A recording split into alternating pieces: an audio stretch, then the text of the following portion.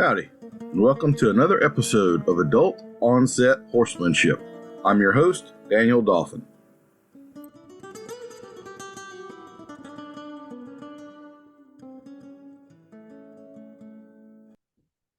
Our guest today hails from Topanga, California. He is a Masterson Method Certified Practitioner. His business is Performance Equine Bodywork. He is also a Legacy Equine Nutrition Advisor and sales rep and distributor. He is a volunteer with the Equine Empowerment Training, working with veterans and Mustangs. Mr. Will Friday, how are you doing this morning? Doing really well, Daniel. It's great to be here. Well, we met at the Masterson Method gathering in Phoenix earlier this year. I think that was in January, and we had some side conversations and thought having you on the podcast as a guest would be an enlightening thing. You have been in the horse business a long time and seen some stuff, and so hopefully we have a good chat this morning. Well, I think actually I'm a really good definition of that adult onset horsemanship, because I'm one of those guys who rode a little bit, around when we were kids, and then went a different direction for most of my adult life. And then when my daughter started riding, I got back into it too. And so I think I do define adult onset horsemanship pretty well. That's been a gem of a name. One of my followers on social media had brought that out one time, and I said, I'm totally stealing that phrase from you there. So, all right. Well, we start everybody off with the lightning round question, and these are for points, so be on your A game. I'm ready. If you were a Jedi, what % chance is there that you would misuse the Force? Oh, 100%. 100%. I color outside the lines all the time. How easy would it be working with horses? You're in the round pen, he's 30 feet away, and I can touch him anyway. He can run. I could, there'd be nothing left to it, right? Morning or evening? Oh, I'm a night owl. Mornings are painful. So I get most of my work done after 9 o'clock at night and stay up too late. So yeah, I'm a night owl. Do you have much dealings regularly with the rest of the country? Because you're in California on Pacific Coast time. So if you're a night owl, that's, really, really late for the rest of us. Does that ever interfere with things, or not so much? Not so much. No, a lot of what we're doing is on site and in person. So yeah. How long is appropriate time to dunk a cookie in milk? Well, of course, it's cookie dependent, but I would say you need to be in there until the bubbles stop. Okay, so you're like a little soggy cookie. Fill all the crevices. Yeah. I'm right with you there. I'm not worried if there's a little pile of cookie on the bottom of the glass of milk at the end. So, right there with you. Absolutely. I like my cereal soggy too. What is your favorite way to treat aches and pains? Probably just ignoring them. Just waiting, let time take its toll and deal with it. It's like the saying when a horseman goes to the doctor and the doctor says, describe your level of pain. And the horseman says, the usual amount. And the doctor says, well, the usual amount is 0. So now it's, I think the BioFreeze and Traumeal has gotten a lot of traction in our household. And I do have a great acupuncturist and massage therapist in my town that my wife is always saying, you need to go see them. So, but I think the basic way I get rid of pain the most is just keep working. Interesting little tidbit. My dad is a business consultant, and the originator of BioFreeze is here in Lafayette, Louisiana, and she was one of his customers. He actually brokered the sale of the company for her. And that's going to tie back in with our sponsor for this episode, because she was a pioneer in delivering vitamins through osmosis, through skin contact and absorption through skin and all of that stuff. So a small world sometimes. What skill or technique do you not have with a horse that you admire in someone else and wish that you did have? Well, I know I often say, given where I work, the biggest gap in my education and training is I cannot speak a lick of Spanish, and I'm surrounded by a lot of incredible horse people that fluent conversant in Spanish, and I have no idea what they're talking about. So even though that's not necessarily a horse skill, I think it is a hole in my training. But I think what I'm missing the most right now is just enough time to really settle in and be consistent with a horse so I can find out what I'm really not understanding and not learning. I'm working more than I'm riding these days, so time in the saddle is what I'm missing the most. I'll actually say with the Spanish that you mentioned there in high school, I wanted to take French, but was forced to take Spanish because not enough people wanted to take French. And so I copped an attitude about it the whole time. And then fast forward a few years into the horse business, and I'm generally the liaison between the help and the head guy, and the ability to speak Spanish was a big part of my horse journey. I lived with the guys in the bunkhouse for the most part, and I actually went back 10 years after high school, found my teacher at her house in the summer and apologized to her for the attitude that I know I had copped, because in fact, the subject I didn't want to take wound up being one of the most important high school subjects I ever took. So Right. Yep. you never know. You never know. Yep. On a scale of 1 to 10, how well can you back a trailer? I'm going to be conservative and give myself a 6. It's I'm not doing that enough either, but I drove other trailers for other purposes and struggled with it for years. But as soon as I started driving horse trailers, it's like all of a sudden it got serious and I took it up to another level. So, but I also think that that's another thing. You just got to do the miles on that and back it up. So the last place we boarded our horses, I had the kind of a narrow lane next to the arena, and I was in the tack rooms at the other end. I was like, I'm going to back this thing all the way to the end of the lane here, narrow, and it just fidgeted down in there, and like the lights came on all of a sudden. I've cracked the code on trailer backing, but I shouldn't say that because the next time I do, I'm going to take the wheel fender off it or something. So I like the question because it's a lot like riding a horse. The biggest mistake people make is that they do too much. Yep. They're not, you're oversteering, and then you have to correct for the oversteer, and it just becomes this cycle of problems. Yep. If you watch someone back in a trailer well, they don't look like they're doing a lot. Just like if you watch someone riding a horse at a high level, they don't look like they're doing a lot either, right? Right. Well, I hoped I'd learned from the masters, because back in the day, I worked as a whitewater rafting guide, and the bus drivers had a trailer full of whitewater rafts on the back here, and those guys could back it down anywhere. And like you said, the less you do, the better, which is a lot like horsemanship. The less you do is the better. DIY or sub it out? Are you figure it out and do it, or let somebody else figure it out and just pay them?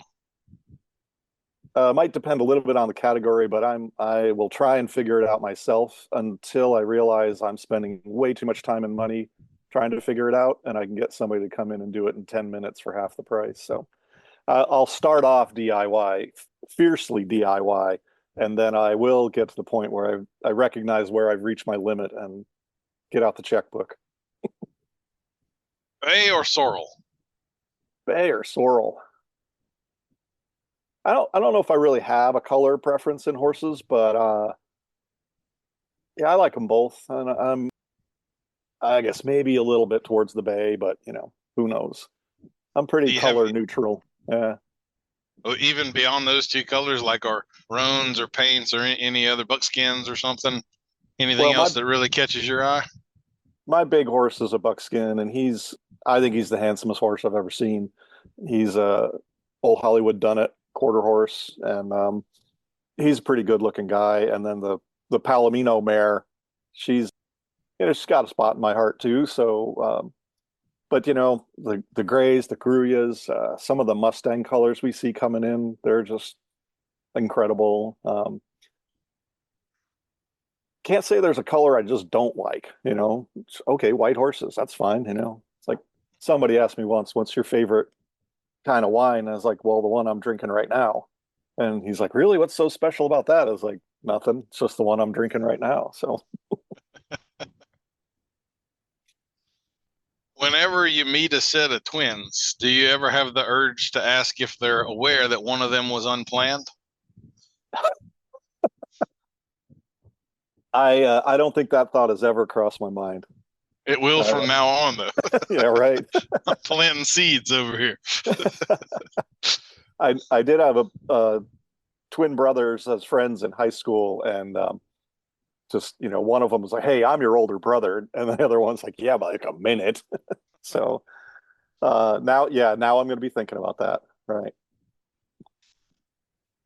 Dogs or cats? I would love to have a dog. The place that I lived isn't really conducive to it. I want my dog to have space, and I want him to be able to run around and be happy and healthy. So we have settled on cats. My wife and daughter love them. This pair are the furriest little terrorists I've ever met. I mentioned I'm staying here at my sister's, and she has two cats, and they're really shy. And I was prepping dinner the other night, and I got food out all over this countertop. And I told my wife I did something I haven't done in years, which was walk out of the kitchen when there was food there, because our cats are on the counter like that. And you wouldn't believe the chunks of food they've stolen over time. So I like them both, but I would love to have a dog. Yeah. You own a dog and you feed a cat. Absolutely convinced. Um, does pineapple belong on pizza? Only if there's jalapeno on it too. Oh, I like that. Yep, little Gotta have sweet, hot, little hot and spicy. sweet. Yep. Yep. Those two have Absolutely. to be together. Yeah. Thick or thin crust? I'm gonna go with thin. I don't mind a good doughy slice once in a while, but thin crust that's the way to go. It's what I was kind of raised on. So So you mentioned cooking dinner. Do you cook very much, or is it a rare occasion? no, I do cook, and I do enjoy it. So being here on a little bit of a vacation, we're get a chance to use somebody else's grill and find out where the hot spots are. And I do enjoy cooking, and we have a group of friends back home that it's pretty regular. We'll get together and throw something together. Do you have a favorite meal to cook? I do a lot of grilling. I like to make short ribs, slow cooked kind of things, braised short ribs, uh, risotto. It's a lot of fun to make. So, yeah. Okay. Do you have a horse industry related pet peeve? Horse industry related pet peeve. I think the biggest one right now is just there's just too much negativity in some of the social media stuff and the disciplines. Too many people being critical. You got to walk a mile in somebody else's shoes before you really say something about it. And I think that we are kind of damaging our own selves and our own industry by not being more supportive of our friends and colleagues out there. I'd like to see us kind of get out of that, like all the stuff that pops up on all the social media groups after somebody we looked up to is found to have made a mistake at some point. It could have been years ago, and they get dragged through the mud. And I think we should just be asking a lot more questions than jumping to so many conclusions. That's a good one. It certainly is a prevalent deal in this day and age. Yeah. Would you say you know more about your horse or your wife? Well, she's fortunate in that I do spend a lot more time with her. So the horse is probably, he's wondering where we've been and why are we late for feeding him. But they're both still a mystery to me in a lot of ways, that's for sure. But I think that I know a lot about my wife, and I still have a lot more to learn. But the same thing's true with my horse. I don't like to assume I know it, because then they show me something I don't know. So yeah. I think the recognition that both are still a mystery is probably a gift right there. When you think you haven't figured it out, that's when you're setting yourself up on the edge of a cliff. Yep.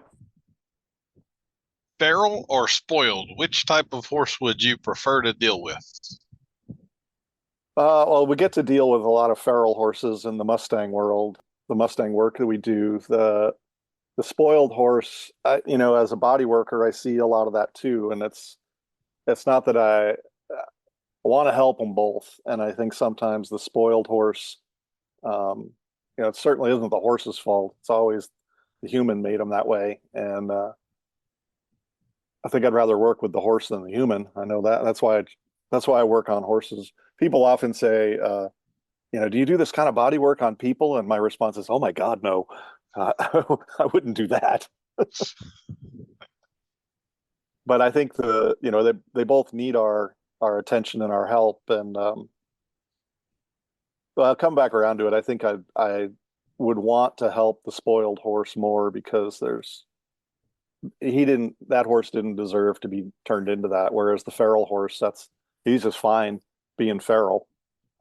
Doesn't need me to come along and make his life better. He's doing just fine, hopefully. So, what is your least favorite barn chore?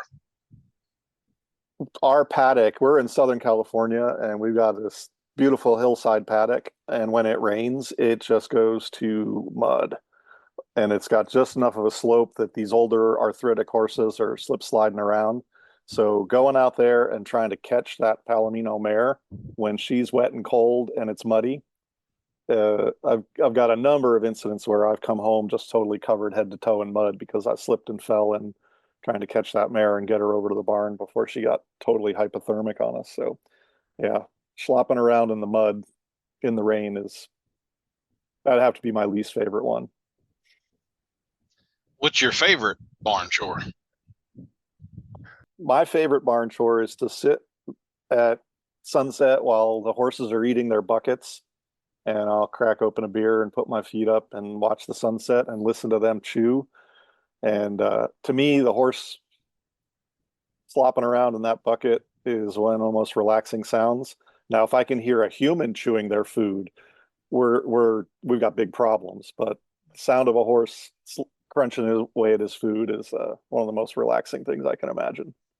So it's kind of funny how yeah.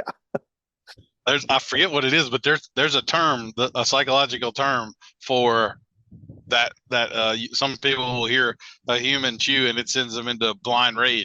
Yeah, that's me. Okay, so you're a body worker.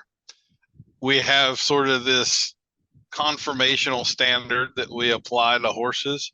Are there any things that are outside of the norms of conformational standards that might be considered flaws that you actually prefer to see? Something that might be a conformational flaw that I'd like to see. Well,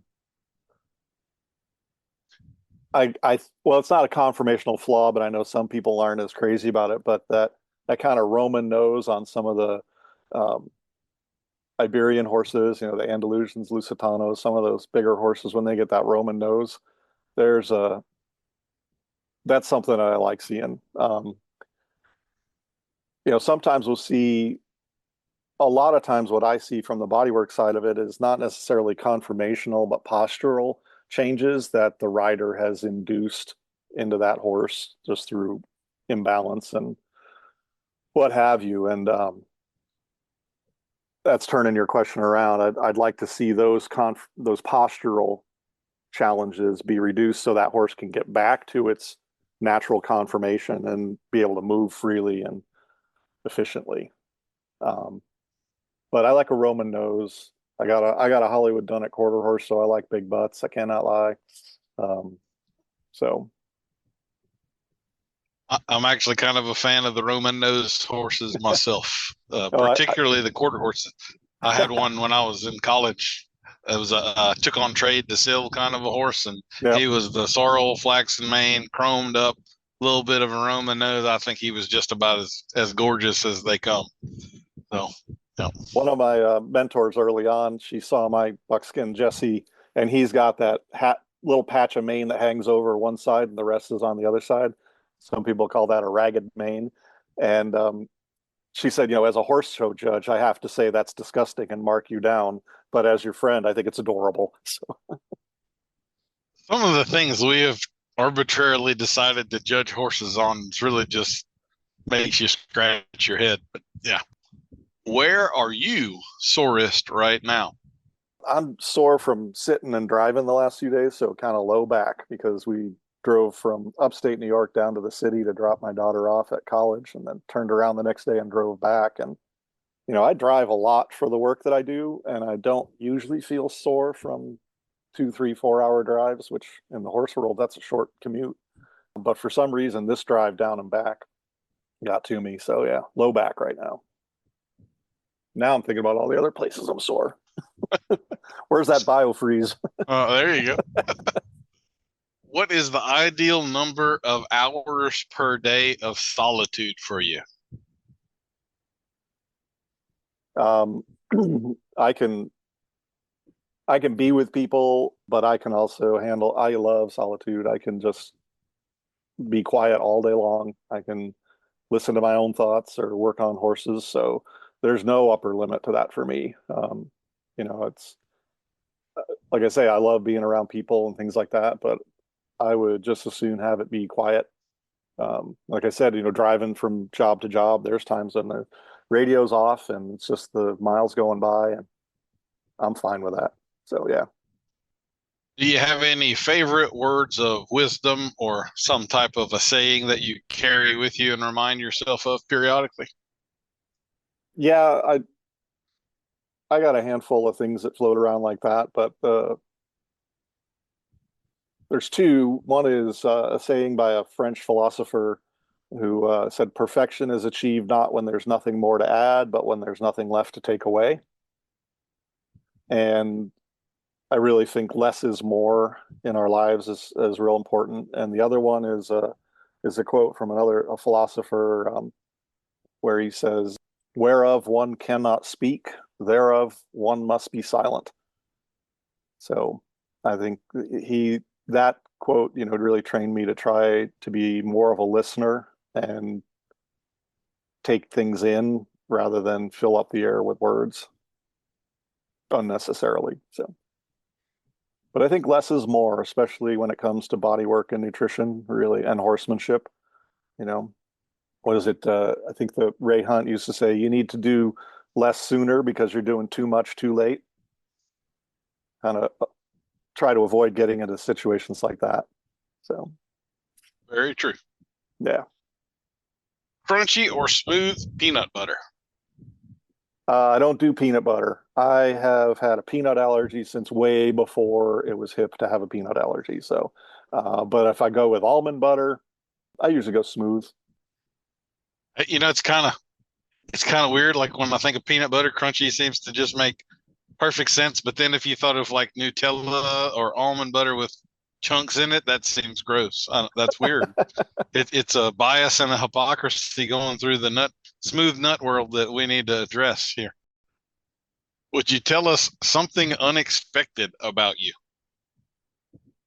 Something unexpected about me. I think it amuses a lot of my clients. I do work a lot in the dressage and working equitation barns, and they don't expect a guy in boots and jeans and a Western shirt to show up. But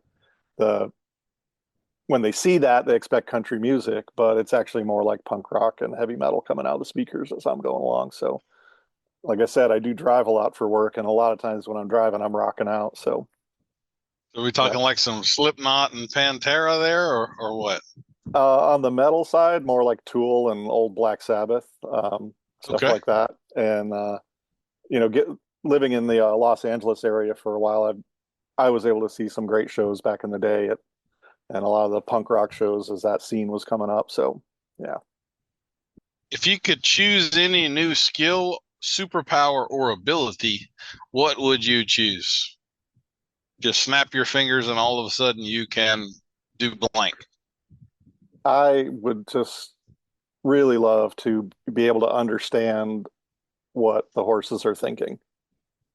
There's so many things we do where we project human thoughts and ideas on horses, and in working with Jim Masterson and Mark Rashid and Dr. Stephen Peters, it's amazing how much stuff we've just made up that's flat out wrong about how horses think. And I guess the thing I really want to be able to have them communicate to me and me to communicate back to them is, do you feel okay? It's like when we go into the doctor, they say, tell me where it hurts. And we have to do that differently with horses. We have to watch them. We have to palpate their bodies, understand how they're supposed to move ideally. But boy, wouldn't it be great if you could just walk in there and say, something going on with my stifle, right stifle. Can you take a look at that? But I also kind of wonder truly what are they thinking? And I often think, with the horse's eyes on the side of their head instead of binocular stereo vision, it's like, what does that look like? Really? I mean, we can't even imagine what that looks like. Could you imagine being able to see that except for that little spot behind your head and all that? So yeah, I would love to know what's going on in there. I think the fact that you're aware of and curious that it's not what we think it is for the most part that's an important step. Way too many people are anthropomorphizing constantly, and they don't even know that they're doing it. And oh gosh, yeah. I may not know exactly what he's thinking, but I know it's not that. Right. You kind of have yeah. Well, one of the Mark and Jim shows a year or so ago, it probably happens every year. The horse and rider will come into the arena and it's their turn to work with Mark Rashid, and they'll tell him the story. And he'll stand there and he's super polite and he listens to it all. And he'll say at the end, well, that's just a great story, but it has absolutely nothing to do with what's going on here. And he says it in such a kind way that, you don't feel like a knucklehead for thinking that. And he really has a great way of opening your eyes to maybe there's a different way to look at this and not layer so much stuff on top of what probably is a real simple issue. Yeah. I know just what you're talking about. Most of the time, within the first sentence, within 10 or 15 seconds, we kind of have an idea of what's going on, and the next 7.5 minutes aren't really needed at all in that whole history we get. But what would you have been professionally if not a horseman or body worker or nutritional advisor, consultant, representative? Well, it's actually my second career. I'm not, like I said, this is adult onset here. And what I did before this was work in the kind of outdoor adventure and wilderness recreation kind of field. So I mentioned river guide, ski guide, rock climbing, surfing, all that stuff. So I did that for 30 something years. And now people say, oh, is your shoulder messed up from all the horse stuff? It's like, no, the shoulder's messed up from all the fun I had in my 20s and 30s doing that stuff. But I think if I was like to go back and do it all again, and horsemanship was not an option, I think I might have been a philosopher. I might have sat and read books, and if I could find somebody to pay me to do that, I might still shift over into it. Think about things and read and write books, something like that. So we mentioned music just a minute ago. What year did music end for you? So the bands you went to were a little bit older than the bands I went to. Are you still listening to modern stuff, or is like 1991 where it all ended and you just stayed before that, or what? I'm pretty set in that kind of classic rock, 80s, 90s, early 2000s. There's still music that pops up now that I really like, but I think probably early 2000s was the peak, and keep looking back to the earlier times for the good stuff. Do you appreciate any modern country? Like I could, for some reason, I could see you enjoying a Chris Stapleton Tennessee whiskey kind of a groove or something like that. Yep. I like Chris Stapleton. I have clients up in Bakersfield, I used to work up on the Kern River, so Buck Owens and Merle Haggard were real important back then. But the sort of pop country that's running around today doesn't quite do it for me, but I do like Chris Stapleton. There's a new guy that I got to see a little while ago. You might want to check him out. He goes by the name of The Bones of J.R. Jones. Okay. And he's got this, like, he can do the Lonesome Cowboy singing by the campfire. He can do the bluesy, gritty down south kind of sound, and it's kind of that one man band approach to making music. So he's been one of my new faves. I'll check him out. Yeah, he's a good guy. Are you decisive or indecisive? Oh, I'm decisive. I will fools rush in where angels fear to tread. So I will just say we're doing this, and if it's the wrong thing and it goes to hell in a handcart, then I'll figure it out after that. But indecision, that's one of my that's a pet peeve for me. And in fact, I think probably Jesse helped me out with that because when I first got that horse, the people who owned him before, they would ride together, as a couple, and they'd get to the junction of the trail and they'd be like, well, which way do you want to go today, honey? Oh, I don't care. You pick. Oh, no, you pick, sweetie, and the horse would sit there and go, come on, where are we going? Let's just go. And I think he and I are a lot alike in that regard. It's like, we're going to the left. Even if it takes us off a cliff, we're going that way. So, Full yeah. send, baby. Yep. All right. Do you have a favorite piece of tack or horse related tool? Yeah, kind of hard to narrow it down. I have a Bozal that gentleman named Brad Tarp out here in California made, and he is just not only is he a heck of a braider, but he's a, just an incredible human being. And he and his wife Rosemary are. I look forward to seeing them every year at the Skills of the Rancho, that California Bridle Horse Association event. And I have way too many pairs of split reins. I just get a pair, on a lot of times they're used or swap meet or something like that. But I just love sometimes you got one that's, an inch wide and sometimes they're 3/4, but they're thicker. And I just love the feel of those. And yeah, and then I put a pair of nice, what's the gentleman's name who made them? Don Orell wooden stirrups on my saddle. And I really like those and I love the way they look. Big bell stirrups, I'm assuming. Not too big. It didn't go full on with the silver on the outside and all that, just kind of subdued. But that they're on the saddle that I had saved up for years to get and then throw it on my horse. And I'm riding with my trainer. And she said, I don't think that saddle fits your horse. And I just said, you shut your mouth. This saddle fits this horse just fine. And she said, well, it's tipped over. It's tipped over. It's not centered on him. And I was like, that's not the saddle. That's me. I'm always like that. She watched me ride a little bit. She's like, yeah, you're right. It's you. You're out of balance. So, Ear bonnet or no ear bonnet? oh yeah. Well, Jesse's got to have it because he cannot stand flies in his ears. He will. The only time he's uncooperative is when the flies are bothering him. So he actually lives in his paddock in fly season with a fly mask on 24/7. So yeah, I'm not opposed to the ear bonnet. I think, and I do a lot of the jumper shows and stuff like that, and I just love how they got the bonnet that matches the bridle, that matches the gloves, that matches the boots, that matches the little strap that holds the spur on. They got it all figured out. So Priorities in line. Yes, sir. as long as it all matches, you got that one. If that ear bonnet did not match the little rubber strap that holds the spur on, I just can't look at it anymore.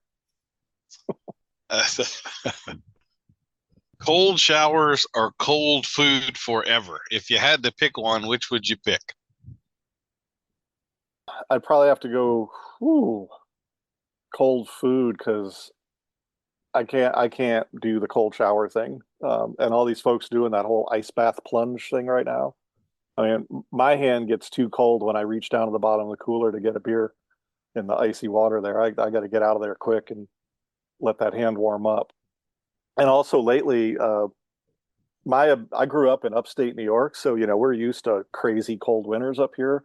But after living in Southern California for all these years, I think I have to turn in my Adirondack boy card because I can't handle the cold like I used to.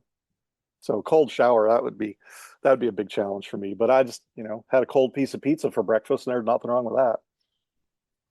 Cold fried fish is one of the best breakfasts that there are. Left over from last night does not get better than that.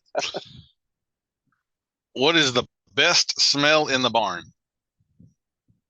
The best smell in the barn, just when you get up right next to your horse and you're grooming them and you smell their mane, just that horse smell right there next to them. And I think smells really do trigger a lot of deep memories and probably release some happy chemicals in our brains and all that. But that's the one that does it for me. Just Yeah, it's almost like when your kids were little and you just smell the top of their hair. That was just the best smell too. But yeah, that's that for sure. If people will pay $300 for a candle that smells like Gwyneth Paltrow's nether regions, we should have a candle that smells like a horse, right? I mean, that's long overdue. We have the technology. We can Yep. build him. I Yep. mean, come on. Yep. Somebody out there get this done. Sweet, salty, or spicy? All the above, but spicy is always my go-to. Are you sure you're from New York? Are you adopted or anything like that? Or You might wonder, huh? Yeah, I love the hot sauce jalapenos.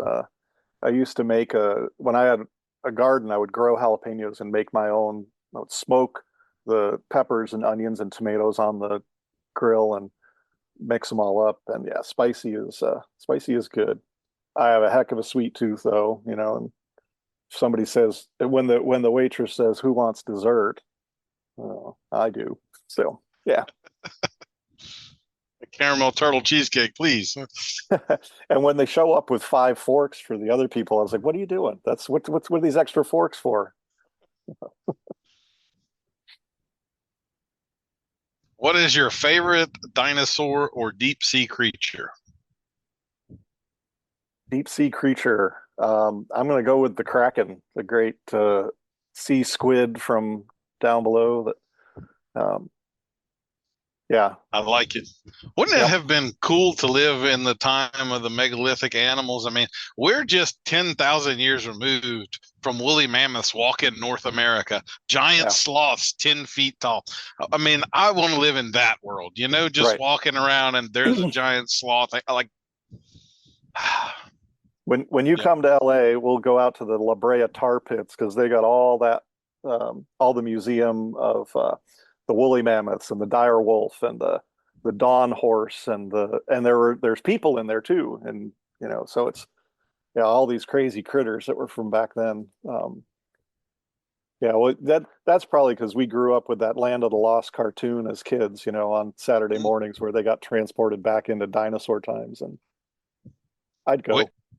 Well, I grew up. We had a place called Poverty Point right down the road, which was a it was a series of large Indian mounds that they built, and they had the atlatl and all that stuff, and so that was a reality. You're like, I mean, right here, right where I'm standing, they were hunting woolly mammoths just a little while ago. Something. Have you ever had a UFO encounter? Well, yeah, I couldn't figure out what it was that was flying up there, so it was unidentified. But given all that time I spent back in my earlier days in the backcountry, looking up at starry skies, definitely saw some things that were not fitting into the category of planet, star, meteor, things like that. Like when you think it's a meteor and it goes kind of zigzags on you, something's up. I've had almost the exact same that is that a star or whatever, and then it zigzags in front of your eyes and like, okay, I'm just a little blip in the world of atoms over here. All right, well, that concludes our lightning round questions, and I'm going to tabulate your score here real quick. I have got you at 3,891 points, which makes you our reigning high scorer of all time for the lightning round questions, Will. And that entitles you to either a genuine compliment or an awkward silence, your choice. I think we can go with awkward silence.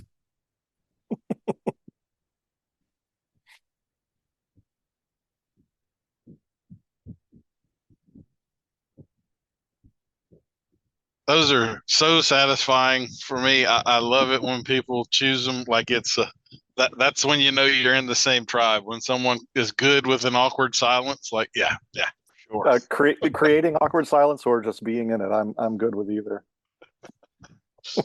Oh, well, Will Friday, would you give us kind of the 30,000 foot view of what all it is that you do in the horse world? Well, I'm based in Southern California in the Los Angeles area, and I'm primarily a Masterson Method practitioner and instructor. I met Jim Masterson 15 or so years ago when I was getting back into horses and big career shift out of the previous work that I was doing. And it's just grown from there. I started building a practice in equine bodywork and then became interested in nutrition. And that's been growing as I go along too. So I do the nutrition consulting and some product sales for people. But basically, I travel throughout Southern California working with all kinds of horses, providing Masterson Method bodywork. And I've also learned, when Jim handed me my final certification paperwork, he said, now the real learning starts. And he's really good. And being an instructor of his 2-day courses for him, you really have to stay in the Masterson lane. And Jim is really good. He's aware of all this other stuff that's going on out there, but he just says, just stick with this while you're with me. So, I have learned some other things, and he's been super supportive of that. But it's just that unending quest to help these horses out. So, yeah, I personally, like I say, I have 2 horses that I've owned for about 10 years, and they're pretty much retired now. So we just get them out and walk them around, my wife and I. But I do ride occasionally with some endurance riders. So we get out there on these 25, 30-mile rides in the desert in the wintertime that are just a blast. And I work a lot. Like, people sometimes ask, what kind of horses do you work with the most? What disciplines or breeds? And I do have a lot of dressage horses and a lot of people in the working equitation world, which combines dressage and the ease of handling and the speed work, and occasionally cattle handling. So they've become a really great group of people to work with. But I work with, what kind of horses do I work with? The 4-legged kind. And if you give me a 3-legged one, I'll figure out how to work with him too. So, that kind of brings up a couple of questions. You said 15 years ago, so that puts you near the start of Jim formalizing a program or everything. So are you kind of one of his first, or within the first 2 or 3 years of him starting all of that? Yeah, I met Jim at the Horse Expo in Southern California, and it was when he still just had his first DVD of horse massage that he put together first. And when I met him, he said, well, next time I see you, my book will be out. And sure enough, next year, it was right when the book came out.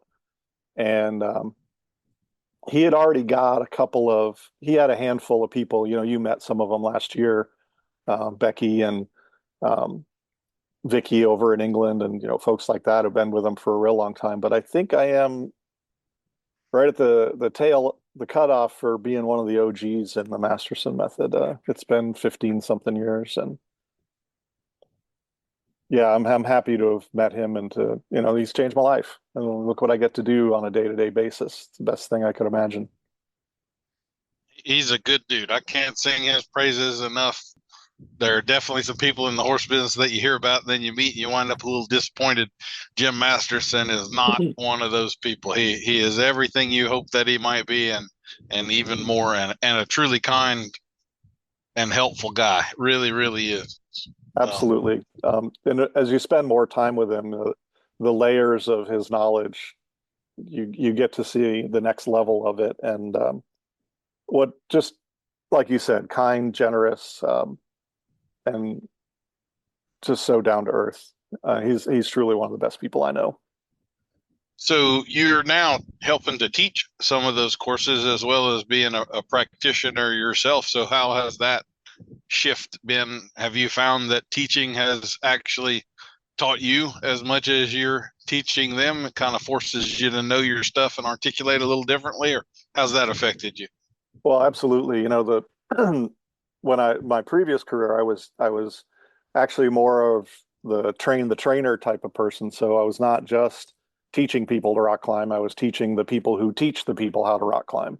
So I've always had an educational background, and I've always felt like, the top of the pyramid of understanding what you're doing is when you can share it with another person and they get it. So when I took my 2-day course with Jim, at the end of it, we were sitting there and having a beer, surprise, surprise. And he says, "What do you want to do with this?" And I said, I'm all in. I want to go. I want to work for you." I said that to him right there, and he's like, "All right, there's a course in Stanford in a month. I'll get you a spot on it, and we'll see you there." And teaching this has always been really important to me, and I think that just it's rooted in that wanting to help people help their horses. So it's not like I can only do this. It's this magic, the secret that I have here that only I know. That's one of the other things I love about Jim's approach is he says anybody can do this. And at the same time, you can do it at a level where you're a professional practitioner, and it all works that way.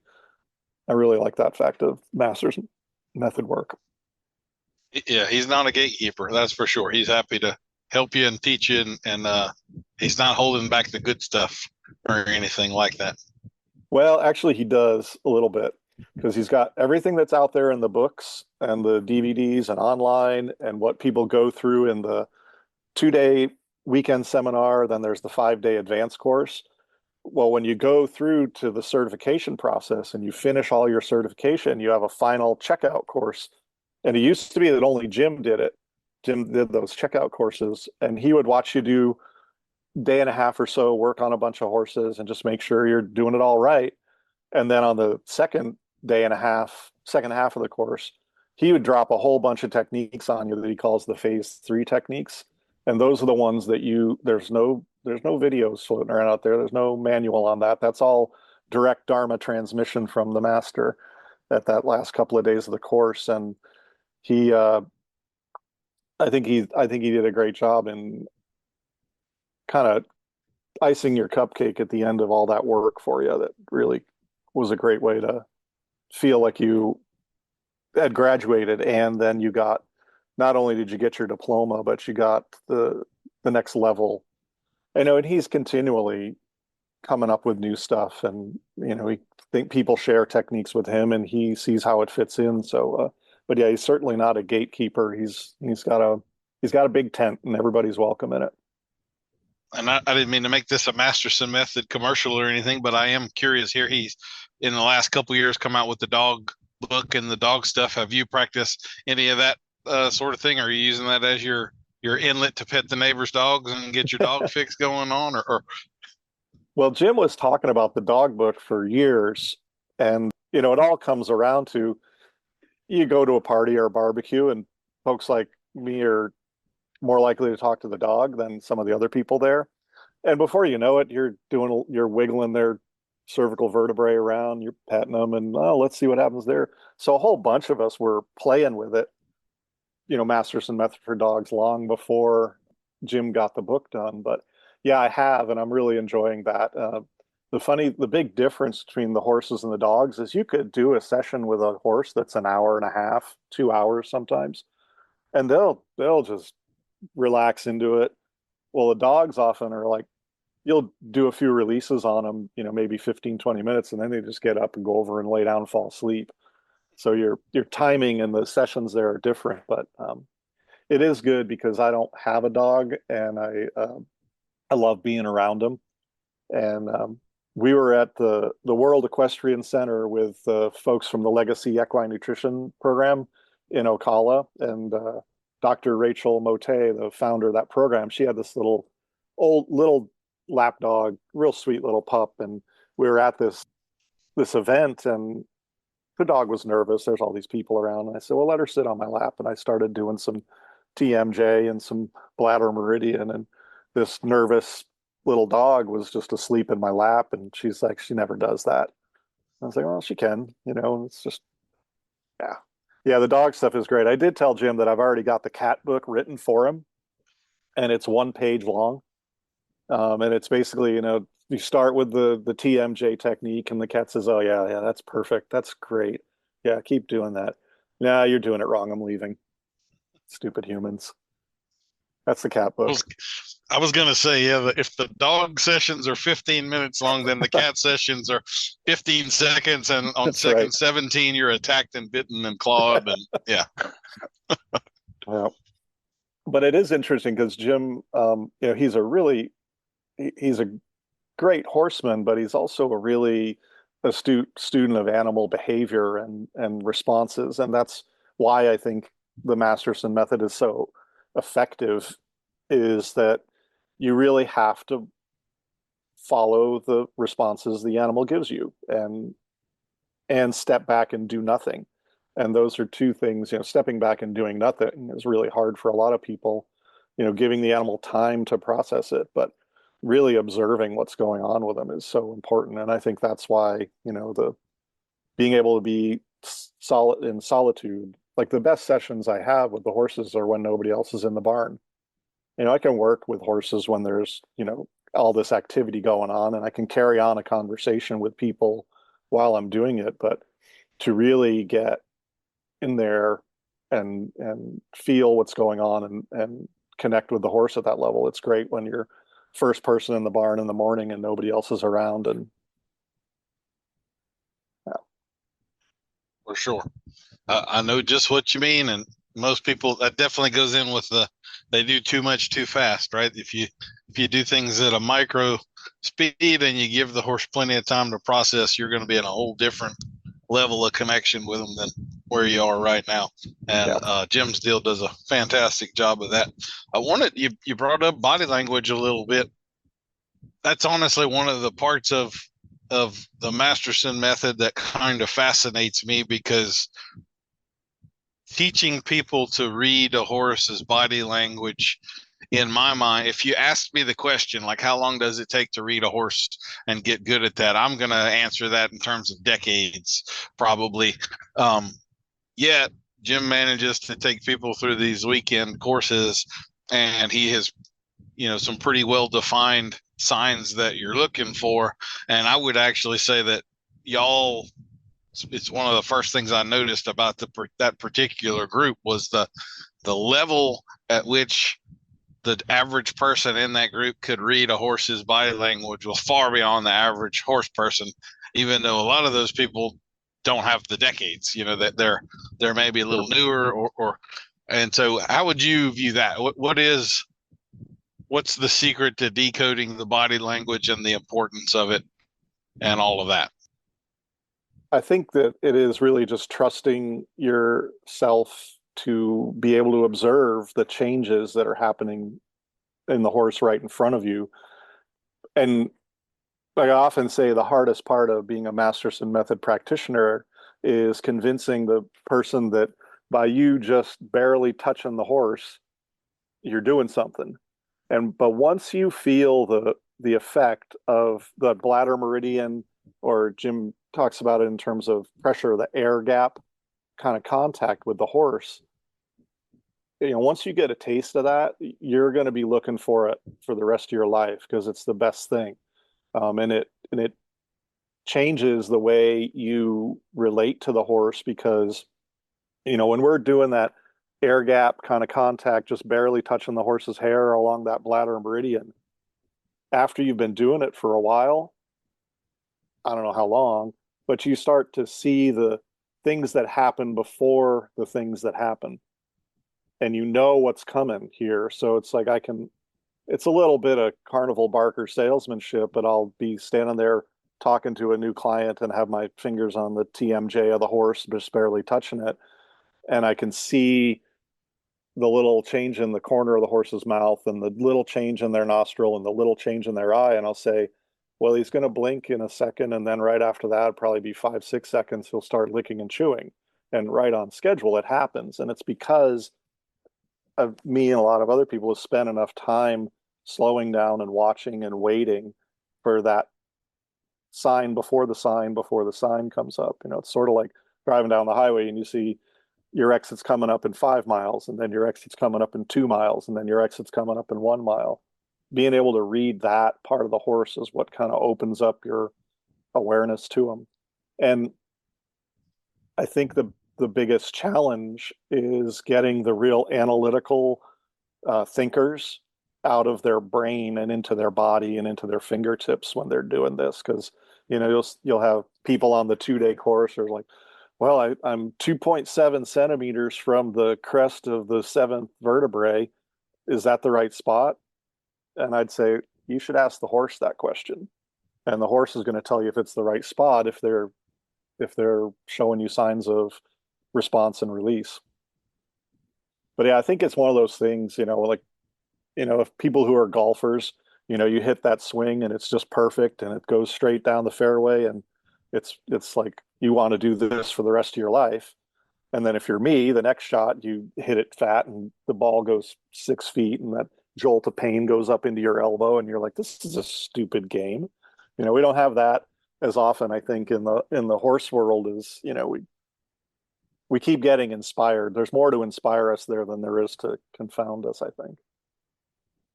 I, for one, I'm excited that more people are learning to read body language better, and that we have more of this talk of biomechanics, some of the underlying things, and an understanding of what's really happening here.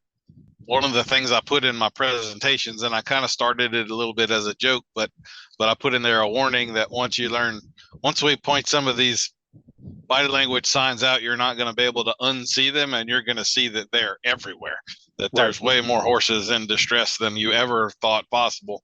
Exactly. There are certain events I just can't watch anymore just because it's a blaze orange billboard running across back and forth in front of me, and why the hell are y'all still doing this? But why don't we talk a little bit about nutrition, and then we'll come back to some other things. So where in your timeline does the Legacy Equine nutrition program come in? Was that about the same time as Masterson Method, or later, earlier? How did that play out for you? I've been involved with the Legacy program for 4 years.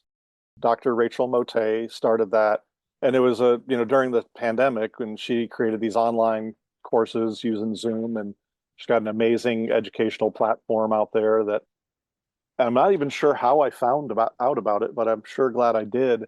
But prior to that, because I started out as a sales rep for some nutrition products, and one of the people that I worked with there said, now not only do you have to know everything about this particular product, but you have to know everything about every other product on the market.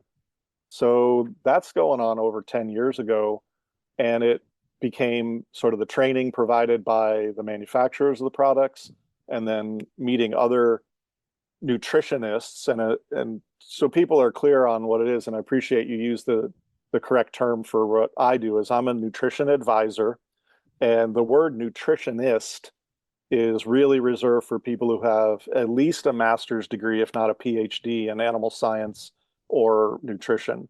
So I study under nutritionists, and I was lucky to meet people through those things, through those various companies, who were the nutritionists for those companies, and they provided in-house training.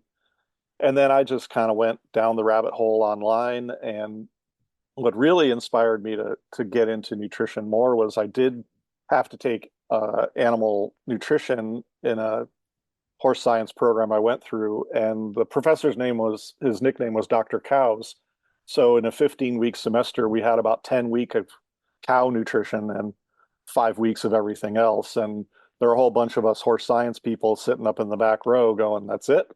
And so we all felt like we had to go out and find some more info on that. So it was a little bit of a disappointment that spurred me on to really go into the nutrition side of things, because it came out of body work. Because I'd see a couple of things. I'd see conditions in horses and start to think, is there a nutritional component to this? And then the other thing I saw was I would see these feed rooms with shelves and shelves and shelves of supplements in there, and it was just a chemistry lab practically. And each one of those buckets was really just hundreds of dollars that this horse owner was spending in the hopes of doing right by their horse. But there was just, there's marketing, there's conflicting information, there's downright nonsense garbage products out there. And I just saw a lot of money being thrown at this stuff that I would rather have them throw that money at me as a body worker than them at, some glorified do nothing product that they're feeding their horse for $3 a day. But the Yeah. legacy program has been just amazing because I'm in the very first group of people that took this on, and it's not just a nutrition education program. It really became a community of exciting and diverse people. So there's a high dressage trainer in there. There's an eventing trainer. There's an endurance rider. There's a couple of veterinarians, and the groups just keep growing. And now what happens is if I get a case that I need some help on, I can pop my case up on the Facebook page that the equine nutrition advisors have together, and I can get some, answers to my questions real quick. So Rachel did a great job creating a community as well, and she she was an industry professional. She worked for Purina for 7 years. She taught for many years, and so she knows everybody. And what's been great about this now is we've got really the top people in equine nutrition at, at our fingertips. I can call if I have a question about equine ulcers, I can call Dr. Ben Sykes, who's the guy when it comes to equine ulcers. If I have a question about mineral balances in a product, I can call Katie Young, who formulated probably half the feeds in most of the feed stores in the country over her 25 plus year career. If a client says, "Hey, I'm feeding this brand from such and such a manufacturer," chances are pretty good that I could reach out to the person who either works there or maybe even the one who formulated it and said, "Hey, tell me about this ingredient. What are you doing with that?" So it's been a great, more than just an education, it's been a community of real exciting people to work with. Let's put a pin in that. I think this is a pretty good segue to jump into our sponsor for this particular episode. And I think we found a good one for you here. Our sponsor for this episode of the Adult Onset Horsemanship Podcast is Golden Shower Osmotic Shampoo and Supplements. That old red salt block is killing your horse. The minerals and micronutrients your horse needs for optimum performance, longevity, and quality of life are lacking. The grains and forages are decreasing in their ability to supply our horses with all they need to live their best life. At Golden Shower Osmotic Shampoo and Supplements, we think solving all of those issues is best done in the wash rack. The wash rack, you ask? Yes, the wash rack. The digestive system of today's horses is so disrupted and unnatural that we've benevolently decided it's best to just avoid the GI altogether. Our patented osmotic shampoo delivery system will pass through the blood-hair barrier quickly and provide your horse with vital trace minerals it's lacking. How's your horse going to prance down the barn aisle or into the arena like a supermodel if the best hair care products aren't in their shower caddy? We've got the scents and dyes you want too, like Frisian frankincense, Stallion sandalwood, vanilla lime lusitano, peony pony, jasmine citrus chestnut, rose roan, coconut criollo, beach bay rum, Belgian beer soaps with hops, pre-IPA, and you can also try our newest calming supplement infused half lingering stillness, or our stronger yet still very safe cleaning product for the boys, Gardenia Gelding Debeaning Potion. As my wife says, a clean penis and sheath should smell like gardenias. We're still working out how to infuse turmeric without causing your horse to turn orange, but we're working on it. You might be on the cutting edge of human nutrition trying sublingual vitamins and supplements for quicker absorption. Well, pre-cross epithelial delivery of minerals and trace elements is going to be the next big thing. You wouldn't want your pony to think you don't really love him and want the best for him, would you? Our knowledge of osmosis goes back to France in 1748. Garnier died in 1751, long enough to learn the benefits of osmosis. Coincidence? We think not. Well cared for horses are bathed daily. Take advantage of our patented osmotic delivery shampoo and get your horse's nutrition problems resolved in the wash rack and have the assurance that your horse is the best smelling one in the barn. Golden Shower Osmotic Shampoo and Supplements. It's raining nature's tea. All right. I feel better now. I I don't do know about too. you. It's well, it's you dropped one of our favorite miracle ingredients in there, turmeric, um, and that in the legacy group will often, what's the secret to this? How can it do all these amazing things? This new product you've discovered, there's no turmeric in it. So Hmm. that's where I've mentioned our supplement line here too, Placebo Plex. Uh-huh. Yeah. We're working on getting Placebo Plex Plus out to market because that's going to have the turmeric in it. It's a little more expensive though. Is that correct? The Well, yeah, placebo. Yeah. Placebo Plex Plus is designed for the horse owner with entirely too much money. Um, you know, but we joke about this, but I had a client. I go to her barn and her horse comes out of the bucket and its nose is just bright yellow. And I said, what's you got eating there? And she's like, oh, that's turmeric. And I was like, well, you got a whole lot of it in there. And she's like, yeah, you're supposed to eat a lot of it to help with the inflammation and the coat color. And I was like, yeah, it won't help with that. And she's like, well, what do you mean? I was like, well, you got to have two other ingredients in there in order to make that work. And, again, everybody's trying to do right and your product's going to sell. I mean, that's got hit written all over it, your golden shower there. But it's because people want the thing that makes their horse perform better or live longer or healthier and things like that. But yeah, throw the term in there that it works at the cellular level. That really helps with the marketing. Works at the cellular level, like Yeah. water It's works at the cellular level. you got to be careful with those minerals and forages and all that don't work at the cellular level. Yeah, that can be very. I love Right. the term whole horse. I wrote a post on this and I really liked it. That I really felt like all of the competition to be an expert at the whole horse was too much. So I decided I was going to specialize. And if you needed to know about that little wrinkle of skin on the horse's elbow, I'm going to become the expert in that little wrinkle of skin. So whole horse isn't me, but little wrinkle of skin on the elbow, I got you covered on that. Oh, well, why don't we get into nutrition here a little bit? So your basic building blocks for a horse's nutrition would be first and foremost water, and secondly forages, and then thirdly we're getting into the grains or the supplements or whatever. When you see a person who is let's say ballpark spending $200 a month on their feed for their horse and $500 a month on the supplements to go along with that feed, would you say that they're doing something wrong there? Is that flipped upside down or what? It depends. I always start off with like you said, forage, water, salt. Horses will survive, and it's a miracle that they can do that on turning really low grade plant products into this miracle known as the horse.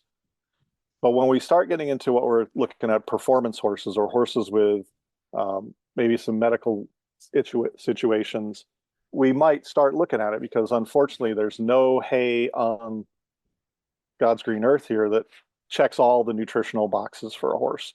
There are deficiencies in there. So we've got this mare in our paddock that somebody else owns, and that horse gets hay cubes, water, and an occasional salt. And she looks fantastic. She's overweight, but her coat's shiny. She looks great. Meanwhile, here's my two horses that are getting their supplements and their oils and their chia seeds and their turmeric and their placebo plex, and they're looking kind of scruffy. And I'm like, well, what the heck's going on here? And a lot of times it does we all know the saying, no hoof, no horse.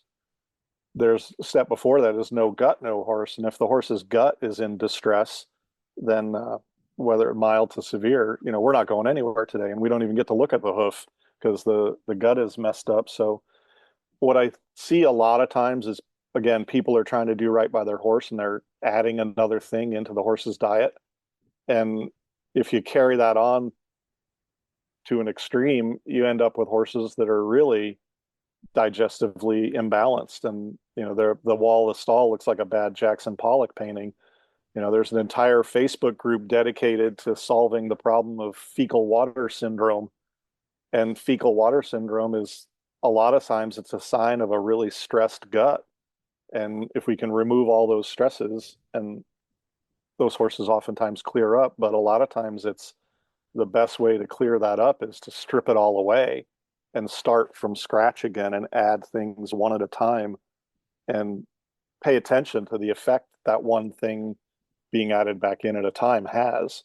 So, I always start with, yes, forage first and forage as much as possible. And, I got a lot of people that want to have 24/7 access to hay for their horse. And that's great. That's ideal. The trick is that you got to ride them. If you're going to feed them that much, you got to ride them that much, and you got to keep them in condition. Because again, that retired mare in our pasture, all she does is eat, and she puts on 10 pounds here, no problem, but she's not getting the exercise. So forage first, and forage based is sometimes a misnomer to people. I think when you hear the name forage only or forage first, people are saying, I won't feed a commercially made feed like a Purina, Nutrina, Triple Crown, regional variations on that, because they don't trust those big corporations. But I used to kind of be in that camp too. I used to think, well, let's get a vitamin mineral product and some hay pellets, and we should probably be good here. But after joining the Legacy program, I was able to see the value in some of the commercially made feeds. Now, there are some ones out there that I think are a little questionable still, but I'm not as dyed in the wool, don't feed that stuff camp any longer. But typically hay is missing, depending on the region, there's probably a little deficiency in copper and zinc, possibly some vitamin E, maybe some omega-3s. The amino acids that we need might be deficient there, but most horses meet their protein requirements through even grass hay. It doesn't necessarily require alfalfa to do that, but really just want to try and help people understand that. And like I said at the start, getting a nutrition plan that is perfect, because not that there's anything more we need to add, but there's nothing left we can take away, which is a really crazy business plan as a supplement salesman. It's like, I'm here to tell you to stop using these things that I sell at some point.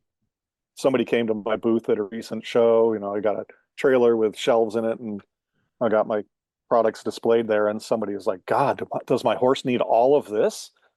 And I said, I certainly hope not. We've got options here, but it's not that you need one of everything that's on the rack here. So if you're doing a consultation for somebody, do you typically go through the trouble of testing water for a high iron or something like that, or are we running forage tests, looking at like there's significant differences in quality in forages, but quality is a relative term because a horse is actually designed to thrive on low quality forage. Right. And for instance, like a grass hay would have a higher starch content than an alfalfa hay on average, and so forth. So how much of that are you looking at as your basis or your foundation starting point before we start to add and sure. So forth? Well, forage testing, hay testing is, it's great if, and I do that for my clients, but you got to be buying a pretty significant quantity of hay. If I have clients who are saying, hey, we're going to buy a year's worth of hay, I'll go out. If the broker for the hay doesn't already provide a hay analysis, I'll say, before you go and drop $25,000 on this truckload of hay, we'll do a core sample, we'll send it off to Equi Analytical and get some numbers on it. And a lot of times that it's best to say, it's just kind of a quick thumbs up or thumbs down on that stack. And then if we know that this is what we're going to be feeding for the year, we can balance out the other nutrients based on that. For a lot of people who board at a boarding facility, and that if the boarding facility buys a year's worth of hay or 6 months or whatever, we can test it. But the average hobby, non-pro horse trainer or horse owner, they're buying 12, 15, 20 bales at a time maybe. And if it's coming from a different source over and over, we're going to be spending a lot of money on hay testing. So we can pull averages from Equi Analytical's database and get a good ballpark idea of what alfalfa grown in Southern California over the last 10 years looks like, and get an average and go from there. But really what we're looking at mostly in the hay is, the energy content. It'll give us the mineral breakdown. and then crude protein and lysine.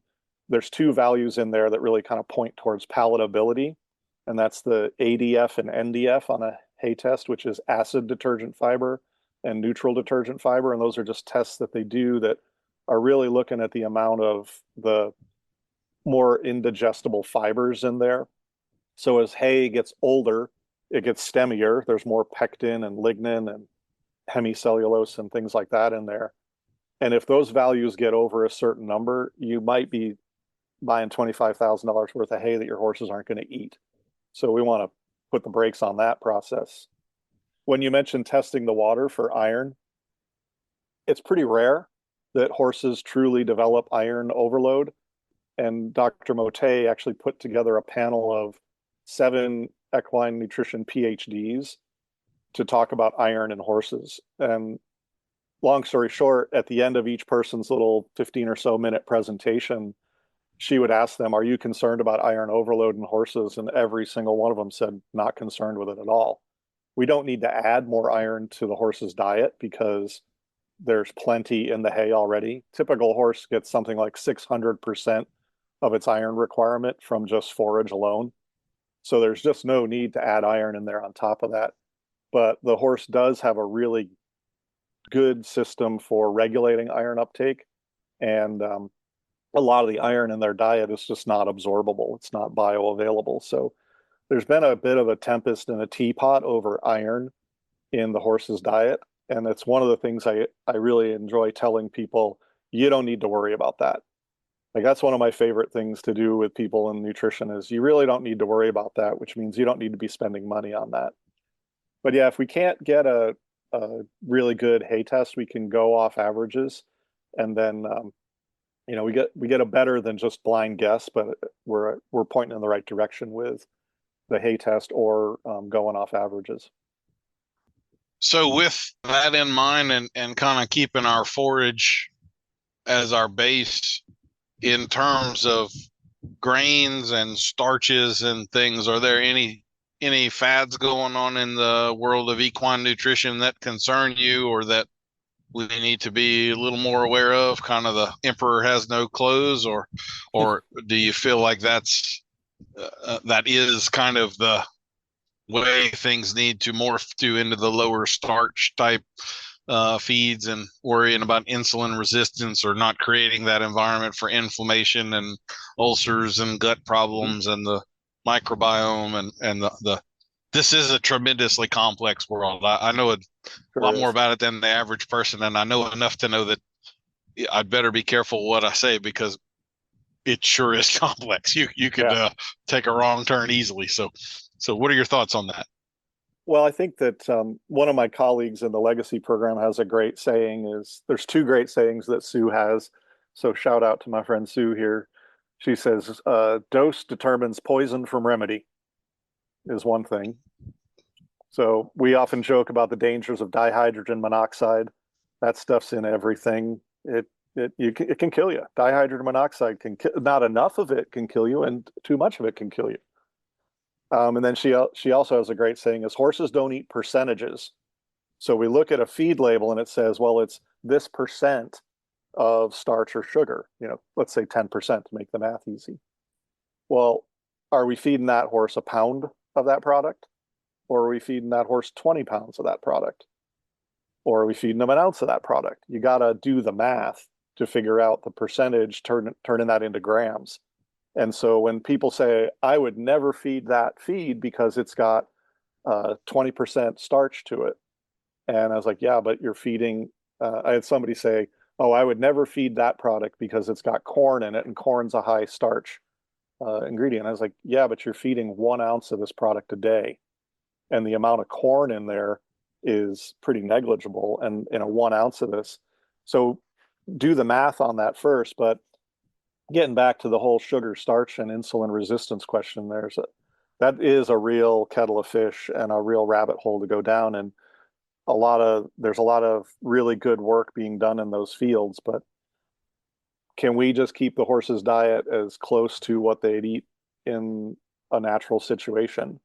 And it is a low starch there.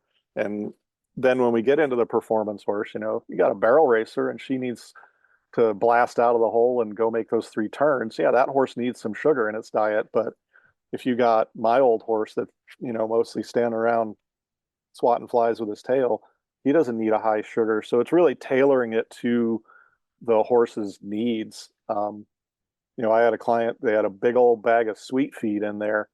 And I was like, really? You want to feed that high NSC feed to your horses? And she said, oh, yeah, we're endurance riders. We go 50 miles here. This is like throwing kindling on a campfire. They're burning this up right away as they go along. Do I feed them this when we're back at home and they're standing around the pasture? No, but when they're out there. So, there's one of the most common answers we have in the horse business is, well, it depends on a lot of things. And that's where getting into the conversation and starting the education around it is so helpful with the horse and the human. Horses' energy is very different. They convert fiber into volatile fatty acids, which is then converted into energy. And sugar, I often tell people is trouble looking for a place to happen in some horses. And in an insulin resistant horse, you really got to watch it. But if I could put a pin in that because this is one of those things I want to emphasize every time I have the opportunity. When you feed your horses fiber, forage, hay, they actually break that down into fat. When you feed fiber, you're giving your horse fat. And to me, that is an extremely counterintuitive thought, but the way the horse's digestive system works, that's actually what's going on. So I just want to point that out to everybody, because we also have this high fat thing going on right now. And I don't think people realize that fat to a horse doesn't necessarily look like what you think it looks like. So didn't mean to interrupt your train of thought there. No, the fermentation that goes on in the horse's cecum is that's where the magic happens. And that's where we take fiber and turn it into volatile fatty acids. And then those are then broken down. And it's, people also say when you're talking about feeding seeds or oils to a horse, well, horses don't eat oils or fats in the natural world. Well, sure they do. It's in the grass, it's in the hay, but it's not like bacon or, butter. But fat is a really interesting ingredient in the equine diet. And humans and horses we don't metabolize fiber hardly at all. The way horses do. Fiber needs to be fermented by the bacteria in the gut. And humans kind of gave up on that a couple 100,000 years ago, back in the woolly mammoth times. But it is again, we kind of going back to that anthropomorphizing that we often do with human to horse equivalencies that may not exist. So yeah, you pull on one part of the horse's diet and you find it's connected to a lot of other things.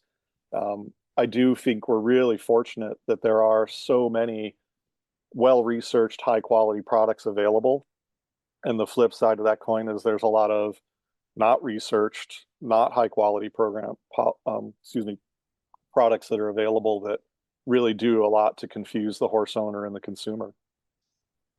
I guess we're going to stay on nutrition for a little while here. I got a lot of notes and things to jump out into. So biotin would be one of those. I can remember there was a time when if anybody was feeding their horse a supplement, that supplement was going to be biotin. And then you learn things like how horses make their own biotin and they don't really need us to give them more of it and so forth. So that's one of my deals. I feel like in 99% of the cases, you just made expensive urine and didn't do a whole lot of good with it.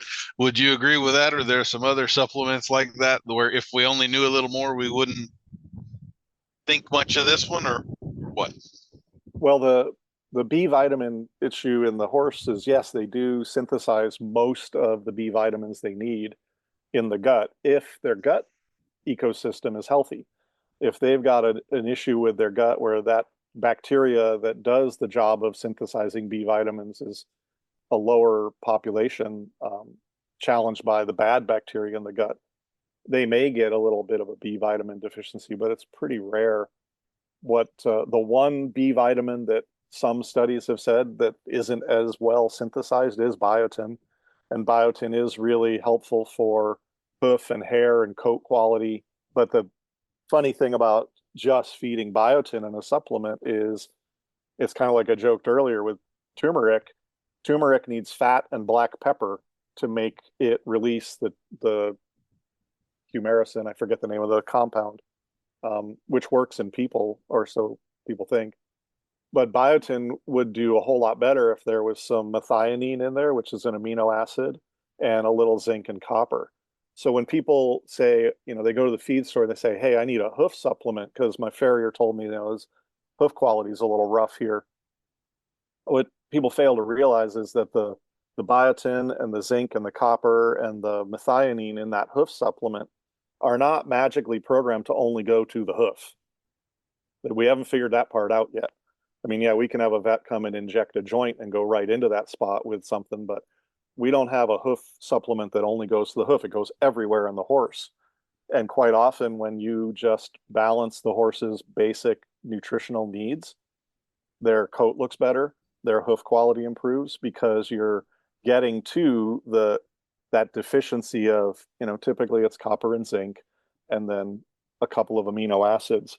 And biotin in the legacy group, the kind of conclusion that we've reached is a little biotin supplementation is fine. You don't need a lot of it, about 20 milligrams a day.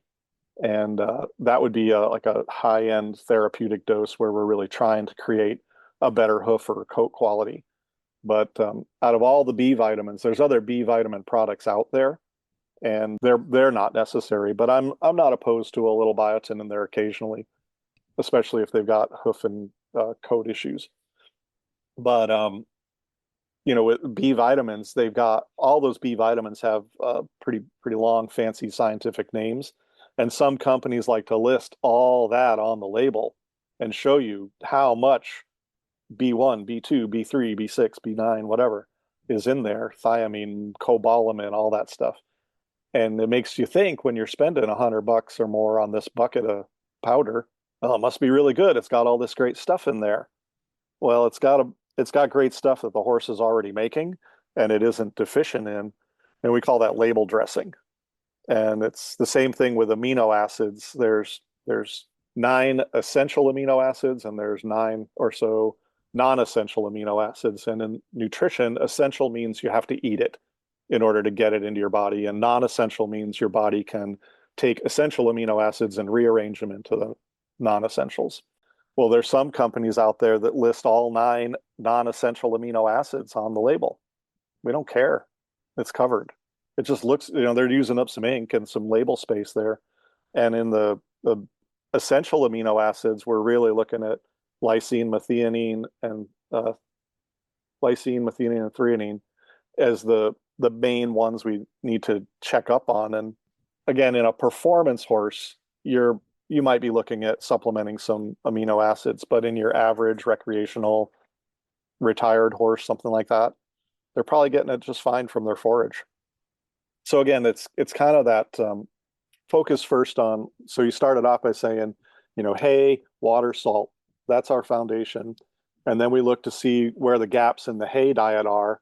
And then we can say add a vitamin mineral supplement, which there can be everything from super bare bones, no bells and whistles ones out there to the kitchen sink and dialing it into the right one. But in the last few years, what's come about a little bit more is a category of feeds called a ration balancer. And this kind of came out of when you started talking to people about how they fed their horse. They'd say, well, he gets a scoop a senior. Okay, well, how much is a scoop? Because we've got everything from 1 ounce scoops to 3 pound scoops in the barn. One of my favorite scoops that I use in there is a 20-ounce Starbucks cup that I had in the truck, and I scooped some pellets with that and I put it on my little kitchen scale. And it's like, that's a pound. I want a pound of these pellets. So my venti Starbucks cup is now my 1 pound measure for that thing there. But when people said I feed a scoop, then we go and weigh the scoop and find out, well, that's 2.5 pounds. And we go and look at the label on the feed bag and it says you should be feeding 5 pounds of this feed a day to your horse to hit the guaranteed analysis of what vitamins and minerals it says is there. Well, simple cowboy math says if you're feeding 2.5 pounds of a feed that's supposed to be fed at 5 pounds a day, you're at 50% of the nutrition. So the ration balancers basically were developed with kind of a lower calorie, more concentrated, the smaller the serving size, the higher the concentration of some of these things. So now we've got ration balances that are fed in like a 1 pound rate. And you'll see 30% protein on this, and people freak out. That's a lot of what you got ground beef in there. But no, the ration balancer is fed at 1 pound. And that is trying to cover all the bases for the horse in as small a serving size as possible. And, going down from there, you get into the powders that are in the bucket that are a 1 or a 2 ounce scoop. That's even more concentrated. And, if you have a real easy keeping horse that you're concerned about putting weight on, those are better choices. Probably a lot of the horses that I work with do just fine on a ration balancing feed. If they're a harder keeper and they need more calories, then we can start to look at some of these other performance feeds or senior feeds that have more calories for them to fulfill their energy requirements and keep the weight and condition on. So it's really helping people understand the progression from a vitamin mineral supplement to a ration balancer to a performance or a senior feed or a complete feed. We may have a horse that's got a dental condition where they can't chew hay anymore. Well, that horse has got to eat nothing but feed out of a bag now, and making sure that he's getting the right balanced nutrition for that is really teasing out those little details of their workload, their age, their history, their any medical or joint issues, things like that, and picking the right products that go along with it. So, and I don't mean to saddle you with this whole thing, but this is an honest question I've got regarding nutrition. The theoretical answer that any nutritionist or feed salesman or sales rep I've ever known from every feed company I've ever known is that there's no such thing as a hot feed, that horses don't really, like, tend to worry about proteins, and a 14% protein will be a hotter feed. And they're going to tell you that horses don't use protein for energy. And once you max out glycogen, there's no studies that would correlate a change in mood to a change in starch or anything like that. And yet, I can tell you from practical experience, there definitely are some hot feeds. You feed this particular horse this feed and you keep him in the stall, and he's going to buck you off on Monday morning because he just feels so damn good. He's just got to go play. And if you have him on this other feed, you will not have the same experience with that horse. And so in your experience, what's going on there? Like, I know science tells us there's nothing here we can report yet, but I also know that's bullshit. There is definitely something that's going on there. We just don't know the mechanism. What do you think?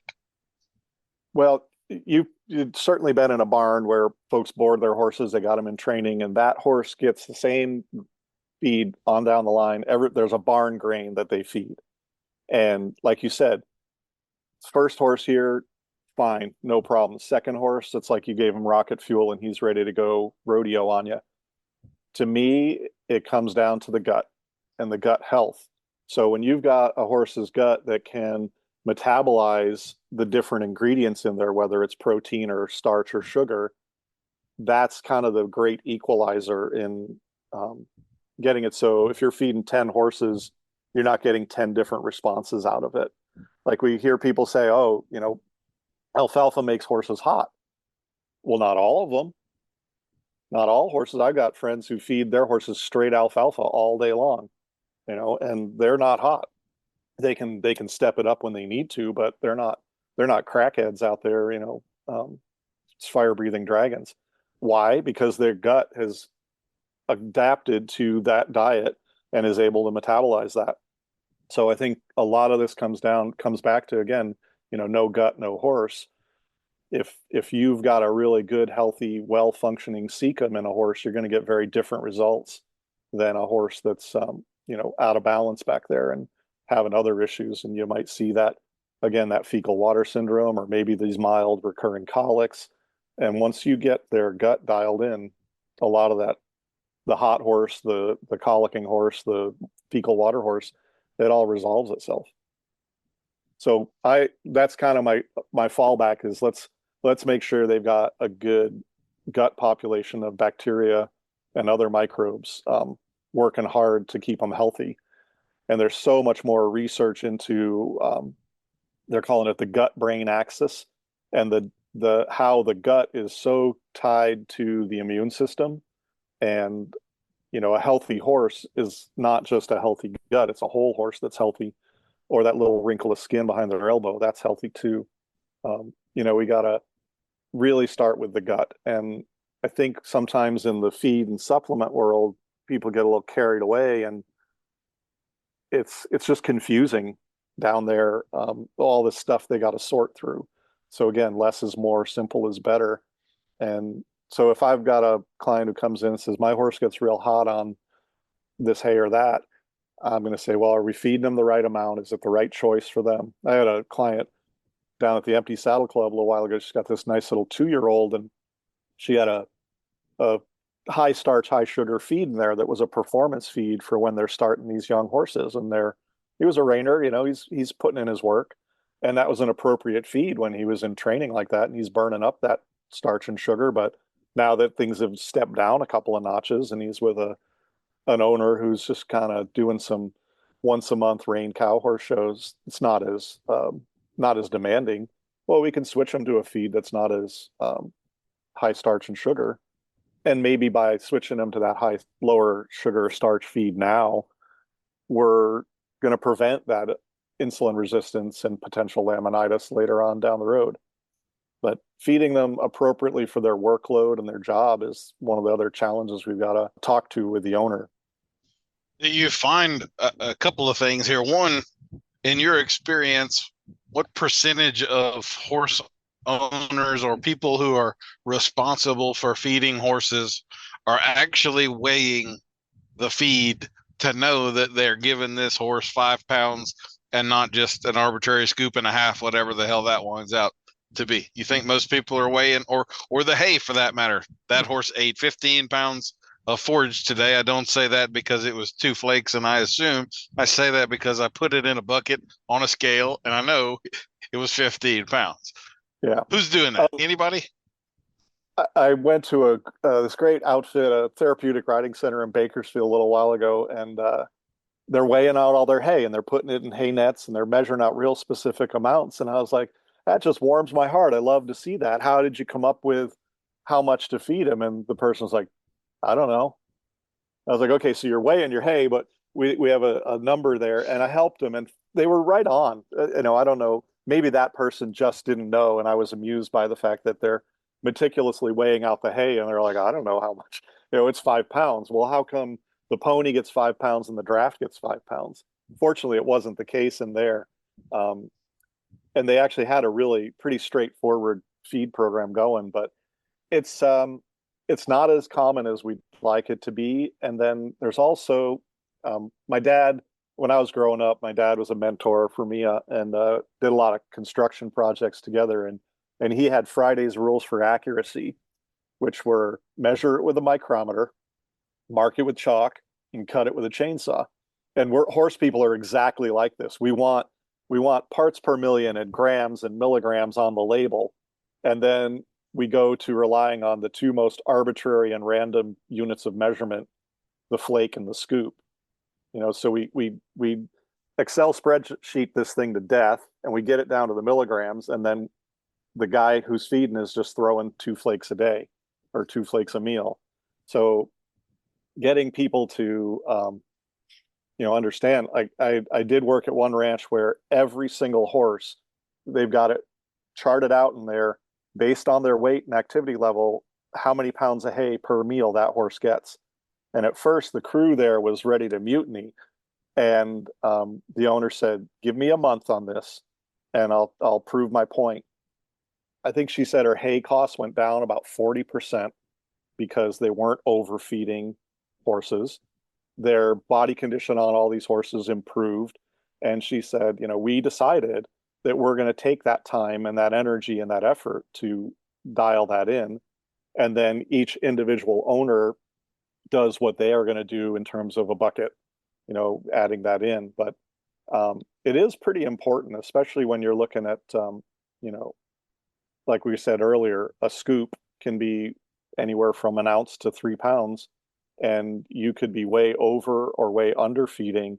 And pretty much with all the nutrition programs I do for people, I can honestly say I've saved people money by getting them a $20 kitchen scale and a $10 hanging fish scale that they weigh the hay out by. A little story about my own horses. We moved from a place where I was doing all the care. I was weighing out their feed, and then we go to a place where the crew is feeding them, and they were throwing them 2 flakes of alfalfa in the morning and 2 flakes of alfalfa in the evening. Well, I pulled that meal out, and those flakes were 7 pounds. They were dense flakes of alfalfa. And I've got 2 pretty much retired, easy keeping quarter horses here who were loving it because they were eating 28 pounds of hay a day. Prior to that, I was feeding them 15 pounds of hay a day plus their bucket. So I said to the ranch manager, I was like, if we feed them just 1 flake a day, 1 flake in the morning, 1 flake in the evening, it'll be coming up a little light, but I'll make up the difference. And she said, well, you don't get a discount by feeding them half as much. I was like, I get it. But they were getting the discount. They were saving that money. So eventually, because I couldn't get a reliable weight of hay that I wanted to feed my horses, the base feed at the ranch was cubes. And I can put a bucket out that holds 8 pounds of cubes, and that's what they get in the morning and in the evening. And a lot of people have problems with cubes. They're like, they're crappy quality. There's stuff inside of them. They're hard on their teeth that makes them choke. And some or all of that may have some validity, but for now, my horses and a lot of these other horses at the ranch are doing good on them. And it gives me the portion control I'm looking for. And then to kind of throw that whole weigh in your hay thing on its ear is, what if you just got free choice hay out there in front of your horse all day long? Are they maintaining condition, gaining or losing weight? Are you exercising them enough to be free fed? And some horses will eventually self-regulate and eat the proper amount and maintain condition without getting overweight. So I have a lot of clients who, like, first rule in my feed program is it has to be 24/7 access to hay for my horse. I was like, okay, we can work with that. And now we're going to, figure out if the only thing we can do there in terms of energy input and output is changing the exercise levels. So my retired horses, if they had free access to feed, they're not energized, or they're not burning up that energy, so they're going to get fat. Or as we like to say, they're not fat, they're just easier to find. You have to balance the energy input to the energy output. So that's all the conversation we have with the owners about that is, they might not have the choice in their barn of as much choice as how and what their horse is fed. And we got to work with what's in front of us. You brought up a little bit of a pet peeve of mine. And I think if anybody were to show up at a horse show or some kind of an event and they unloaded a body condition score 3 out of the trailer, they would be in danger of having the cops called on them or something like that. But you could go to any horse show you want to, and you're going to see a bunch of body condition score 8s walking around, which is just as far from what we want as a 3, and nobody would blink an eye. And a lot of people would even say that's the prettiest, healthiest horse there.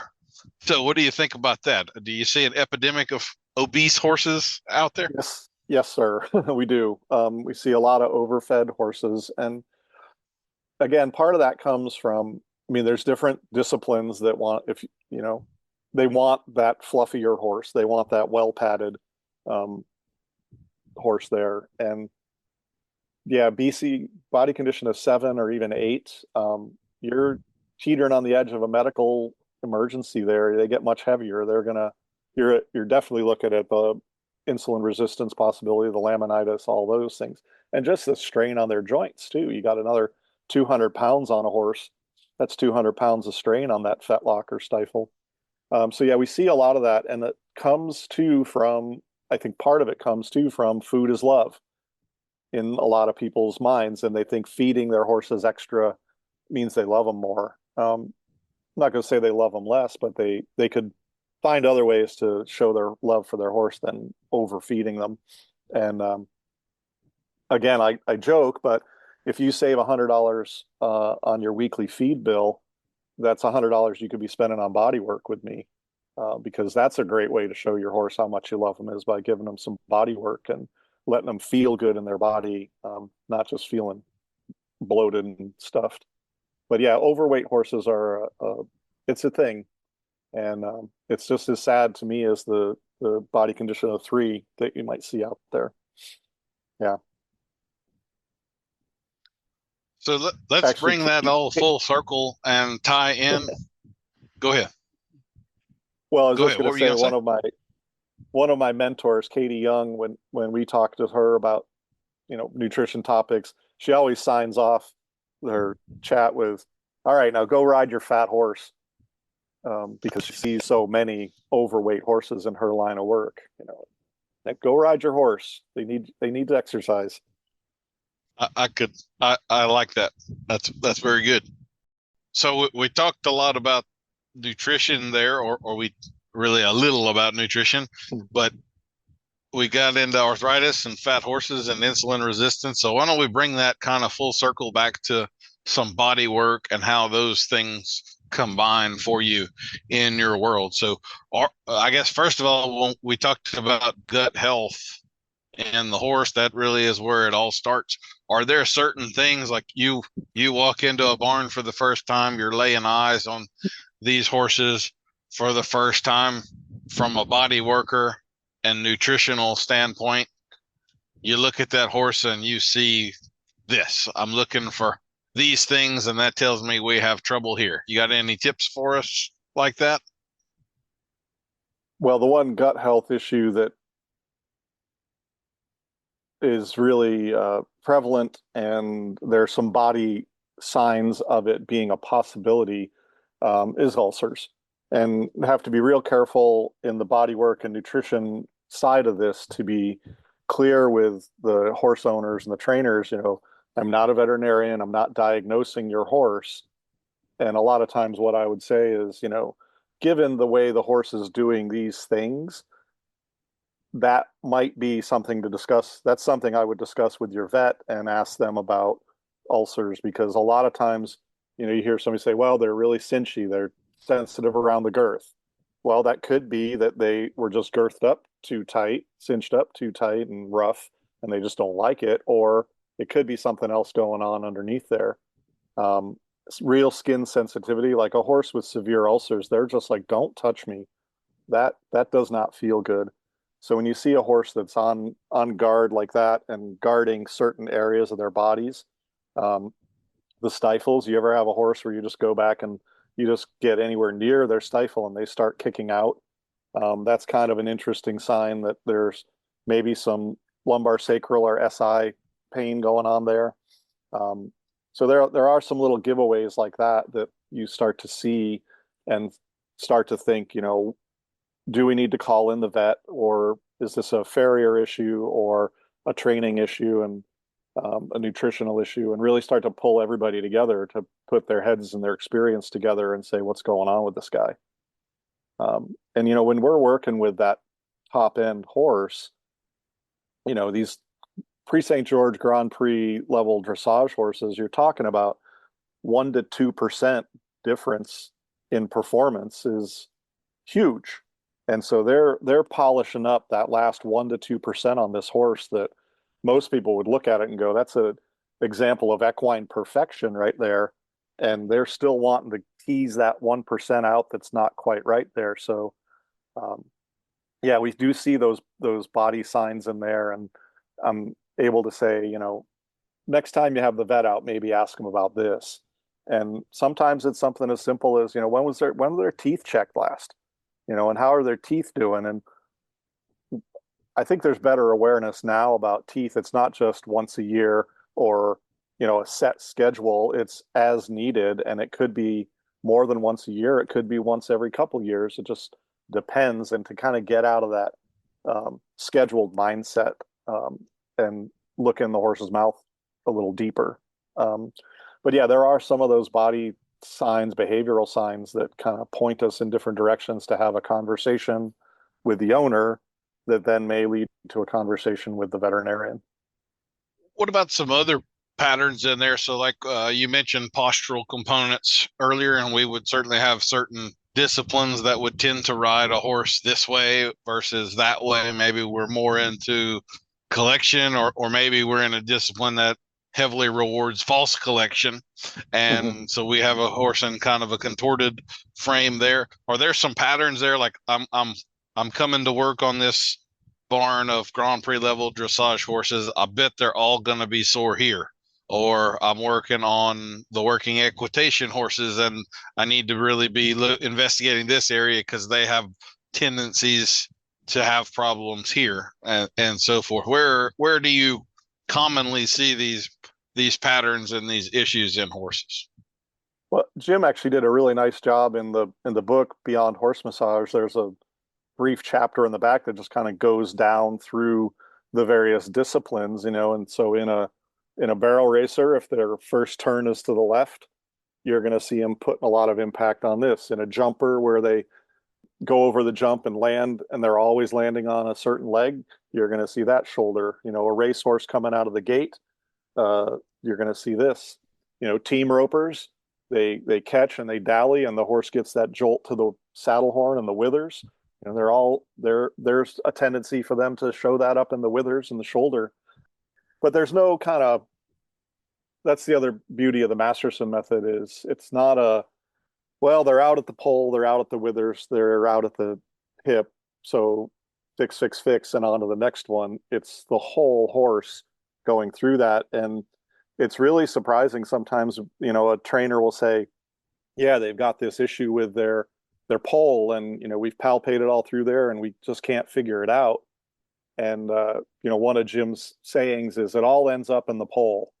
So I had a horse a while back. It was a high level horse, and it had this habit of kind of biting down on the left side and pushing that cheek up and out.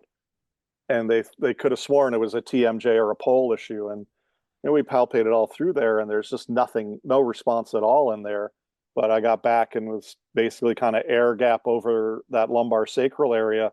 And the horse started doing that bite down with the left and drive that cheek to the sky. And the trainer was like, I've never seen anything like that in my life. And I was like, I wouldn't have either if I had been tunnel vision focused on the pole and found out that the real source of that tension that's making that horse do that maneuver is back in his lumbar sacral area. And so like horses are great at transferring tension from one part of their body to the other, and it's hardly ever just one thing. And the compensatory challenges that they create for themselves by being sore on the left hind, well, that's going to show up in the right front in those tension patterns. So I really appreciate how Jim is not only required us to look at the whole horse and not, come in with blinders on that say it's right here in the scapula and that's all I'm going to work on. And sometimes people are surprised at how long we spend with a horse compared to some of the other modalities. Is we're there for an hour and a half, sometimes 2 hours. It's basically until the horse says I'm done, and they will tell you that you're communicating with the horse muscles and fascia and their nervous system as well. And at some point they do just go, okay, I gotta go sit down. I gotta go hang out in the stall for a while because my nervous system is getting full. But there are typical patterns. We see a lot of lumbar sacral strain in that lesson horse that's been, being jumped by a bunch of amateurs all day long. And God bless the school horse. The school horse and the therapeutic riding horse, I think, are two of the hardest working animals in the equine industry. And quite often that lesson program or that therapeutic riding center, their budget is tight and they don't have the ability to do body work on the horses. But, if they did that, I've got a few lesson barns that it's just so rewarding because they say, look, you keep these guys tuned up and running and able to earn their, they gotta earn their keep here, and they're on the payroll, and regular body work can really help keep them going. Unfortunately, some people, I get a lot of calls. It's like, hey, my horse is sore. Can you come out now? And I was like, nah, I'm booked, but I'd be happy to come out in about 2 weeks. But if you kept that horse on a regular maintenance schedule, you wouldn't be having these chronic or these immediate situations come up where you're getting ready to load them into the trailer for a show and they're not happy about it. Well, if we maintain them, you're less likely to have that issue. So for me, that this lends itself really well to a conversation about longevity of these horses and kind of, if we keep the nutrition on track, we're not feeding them really inflammatory diets. We're keeping their body in good check. We're keeping their posture, so we're not putting them in contorted frames or overusing them or anything like that. The hope would be we're going to have a horse that's around for a long, long time and is actually serviceable for the entirety of their life. They don't spend 10 years retired at the end where nothing could be done with them and they're just hanging out. So are there some things that you see that you wish the average horse owner knew? And hey, if y'all would just do this, then you'd have a whole lot better success and things would go longer and so forth. So like maybe carrot stretches or, any kind of thing like that comes to mind for you, or, hey, if y'all would just do this. Well, we're fortunate now with the improvements in nutrition and vet care and training and husbandry overall. We get horses living into their 30s, that's a ripe old age. And, this horse program I worked with, the school horses were from a pack outfit in the Sierra. So the horses would be up in the mountains taking tourists up into the high country from Memorial Day to Labor Day, and then they'd be down there at the school through the fall and winter months. And those horses were all in their mid to late 20s, and they were like old Dodge trucks. They just kept going, and they were durable. Well, what was the secret to their longevity is like all the things we talked about before: free access to forage, in a big herd with their friends, good exercise, good environment, good farrier care, good vet care. It's incredible how they can live, but I think that the catching things early and knowing when to back off a little bit in the competitive world, there's schedules and there's goals and there's we got to get to the finals and we got to qualify, and it's really hard to pull back and say, not now, this isn't the right time for this horse. That's probably the biggest thing. I think we've seen some really nice examples at some high level competitions where somebody was in the running to win and they said, we're scratching because it's just not the right time for this horse.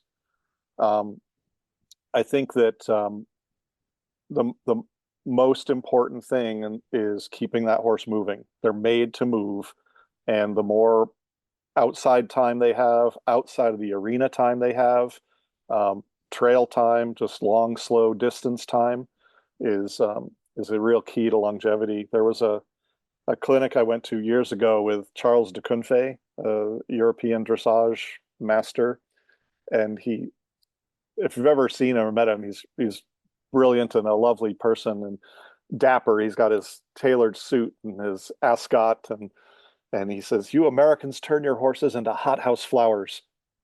They go from the stall to the arena and back to the stall again, and that's their life. And they do beautifully at that, but are they happy and functional and thriving?" He says, "How about a little trail ride for your Grand Prix dressage horse?" And most Americans, if you say take your Grand Prix horse on a trail ride, they'd gasp in horror. But let them smell the flowers, let them stretch their legs, let them go places and see new things. And I think that's, the longevity are those horses that are cross-trained and they've got a variety of experiences to them as well, rather than just stall to the arena, to the stall, to the trailer, to the show and back again. So movement and variety, I think, are really vital to the horses.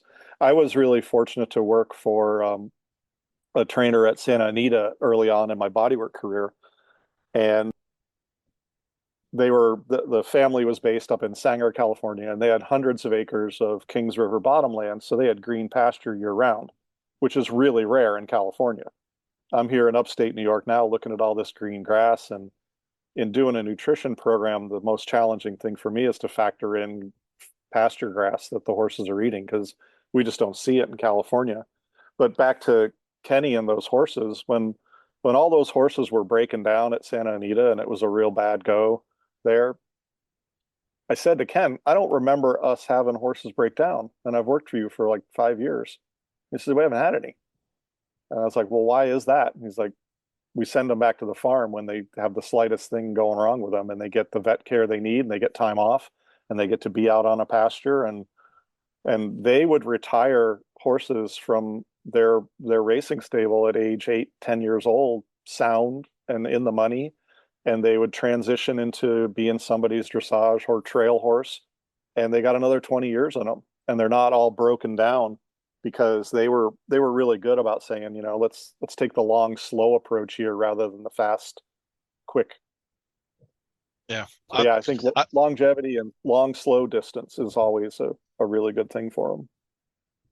I think that deal that you're talking about of the perfectly bedded stall and then the perfectly flat arena, that's really one of the worst things you could do for a horse. The more you can turn them out in rough country and they have to go up and down and their hooves are exposed to soft and hard, and they have to stay in a dynamic environment, that really is where they thrive. When we try to put them in that padded rubber room, it's harmful. It really, I know it's always people trying to do the best for their horse in air quotes, but what we think is the best for our horse is often certainly not, and that whole, oh my gosh, he could get scratched, another horse could kick him. Yeah. Well, yeah, but that's the environment he's designed to be in. That's where he's going to do best. And yeah. Well, I do have, that performance horse that is in some of the cleanliness of some of the shavings and some of the stalls for the clients that I have. They probably spend more on shavings than they do on hay. It's incredible. But what I say to them is, your horse's feet are getting kind of dumb because there's no challenge to their proprioception. They go from a flat stall to a flat arena. And it's like, and then what happens when horses start to do that? Well, we got to put poles down on the ground in the arena. We got to do some cavaletti work, because they're just clunking along, not having to think about where their feet are. So it's exactly like you said, a little rocky terrain's it's a good thing for them. A little varied terrain, make them have to think about that, and recondition that proprioception. If you've got a jumper who's going over and their feet are kind of dumb and they don't care where their legs are, well, they're going to be knocking rails off. Or a dressage horse that's going to be stepping wrong, and the judge is going to take points off for that. They need that terrain and variety. You and I are in 100% agreement on that. Is terrain and condition variety is essential for them. They're made to move.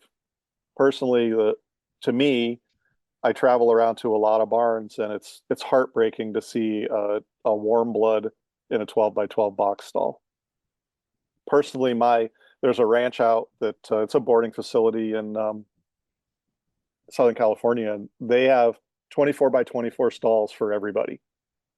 And the horses can see other horses, and they can see to the horizon.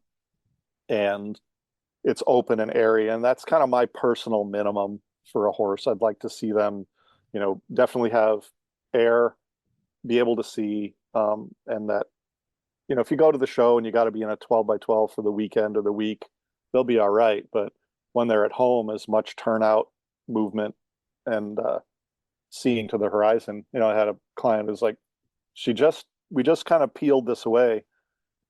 Her horse is one of the mouthiest horses I've ever worked on.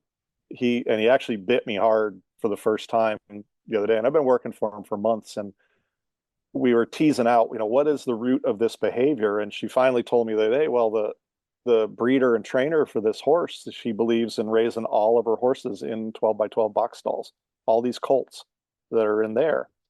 And it is kind of bubble wrapping them and protect these high-end horses. And I said, that's why he's a biter like this. And he never learned how to express himself in a socially acceptable manner.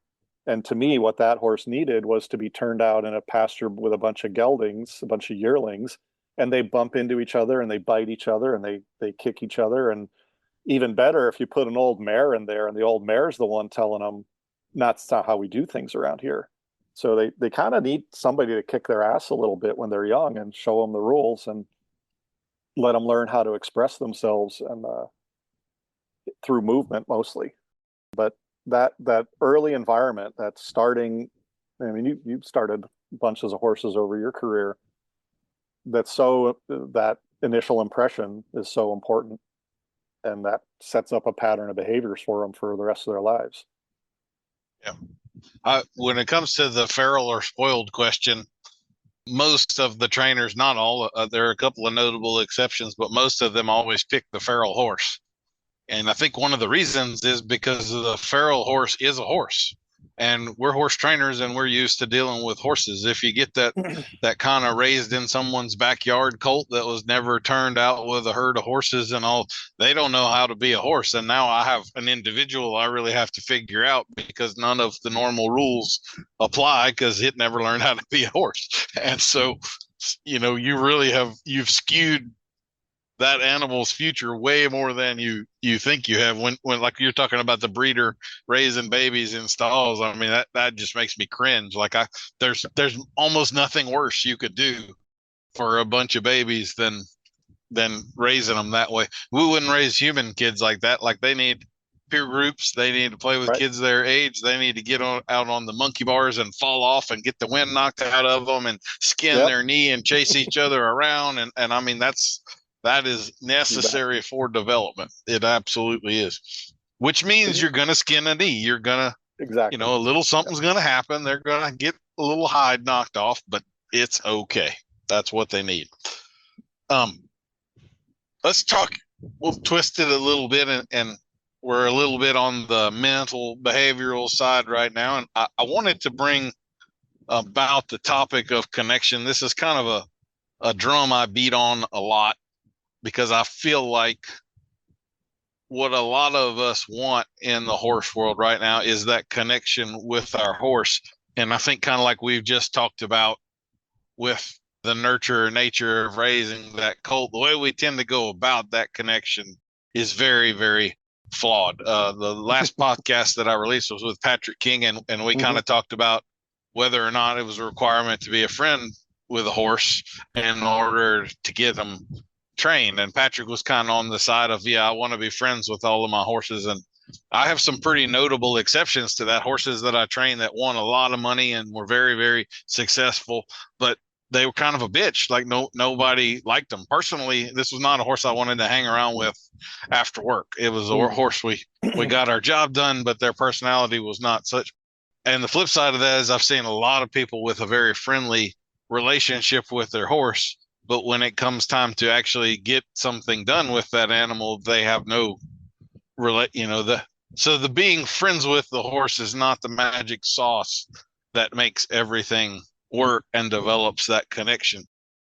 One of the things that kind of drew me to Jim the first time I saw him work a horse was that it was very evident that he was able to develop that working rapport with that horse very, very quickly. I mean, they're handing him a horse he's never seen before, never touched. And in 3 minutes, he's got the lead rope dropped on the ground. They're in this big indoor arena. The horse is stuck right there beside him, happy to have him poke and prod and do all these things to it. So what part of that, what do you think is the magic sauce that develops that rapport with the horse, that connection where you can go in there to a horse you've never met, and minutes later, that horse will choose you over the handlers that it's had every day in the barn? What do you think is the magic sauce there? Well, I think when we come in as a body worker into the stall, we're very different than everybody else who's handling that horse, in that our goal is very different. Our agenda is to help the horse relax, whereas pretty much everybody else's goal is to get that horse to do things that I want to do. And I think that the way we come into there is, I had a barn early on in my training where there were some mouthy, pushy, aggressive horses. And I kind of looked around and I was trying to be a detective on how did it get to this point. And it was a busy barn. There was a lot of activity. They were, grooming, saddling them up, getting them in the arena, warming them up. It was just a constant flurry of activity. And everybody had an agenda with the horse to, whereas my agenda to come in is like, hey, bro, let's just chill out and hang out for a while here. And I don't expect anything from you except blinking and licking and chewing and yawning. That's all I want you to do right now. And I think once they realize that they feel that in just us doing the bladder meridian or some TMJ release, oh, this guy's got a different program here. And I joke sometimes with people, it's like, a lot of people's relationship with their horse is, I'm here to hassle you for about an hour. And when we come in and, I'm going to make you get the turn on the forehand today, come hell or high water. And that energy of agenda driven time with your horse, I mean, if you don't think they pick up on that, then maybe you should take up bowling, because the horses pick up on so much more energetically than we can even imagine. It's another one of those things about that question of, if I could understand what's going on in the horse's brain, that's it. But I think the intention of coming in here and saying, I'm here to help is a real game changer. And I'm not in a hurry. And I'm basically, because Jim's principle is stay below the bracing response.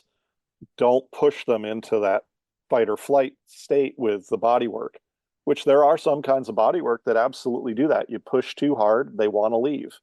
And that less is more approach is, I think it's more horse-like than human-like. And I think the more horse-like we are, the more our horses are going to like us. And what's the key to making your horse like you is that you're more like a horse to them than a predator who's agenda-driven and, coming in with that energy. So that's where, Jim Masterson says his life goal is that every horse in the world experiences the bladder meridian. And I tell my clients that I show the bladder meridian to, it will change your relationship with your horse. If you just spend 10 minutes once a week barely touching your horse, and they say, you're crazy. It's not, what difference is that going to make? Hey, what's the harm in trying it for a month and see what happens? And the people who do it, and unfortunately not everybody does. For some reason they think, well, I can't do it, or I don't have the time for it, or whatever. But the ones that do, they come back and go, it makes a difference that you slow down and do less and follow the responses of the horse. Because it's almost like being in a conversation with someone that interrupts you. It's like, well, are you really listening to me? And I think a lot of times the thing that interrupts you getting closer to understanding your horse is if you ask them a question and they're answering you and you interrupt them and ask them another question. And we see that all the time. You gave the horse a cue to maybe move over to the right, and they did that. And instead of releasing and rewarding and acknowledging that, you're just on to the next thing. And they're like, well, okay, he doesn't care what answer I give him. I'll just do what I think I'm supposed to do.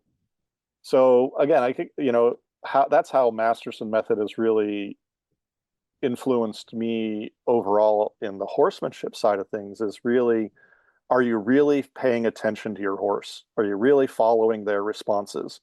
Because if you're not, what's the point of asking the question? If you're just going to be like, on to the next thing.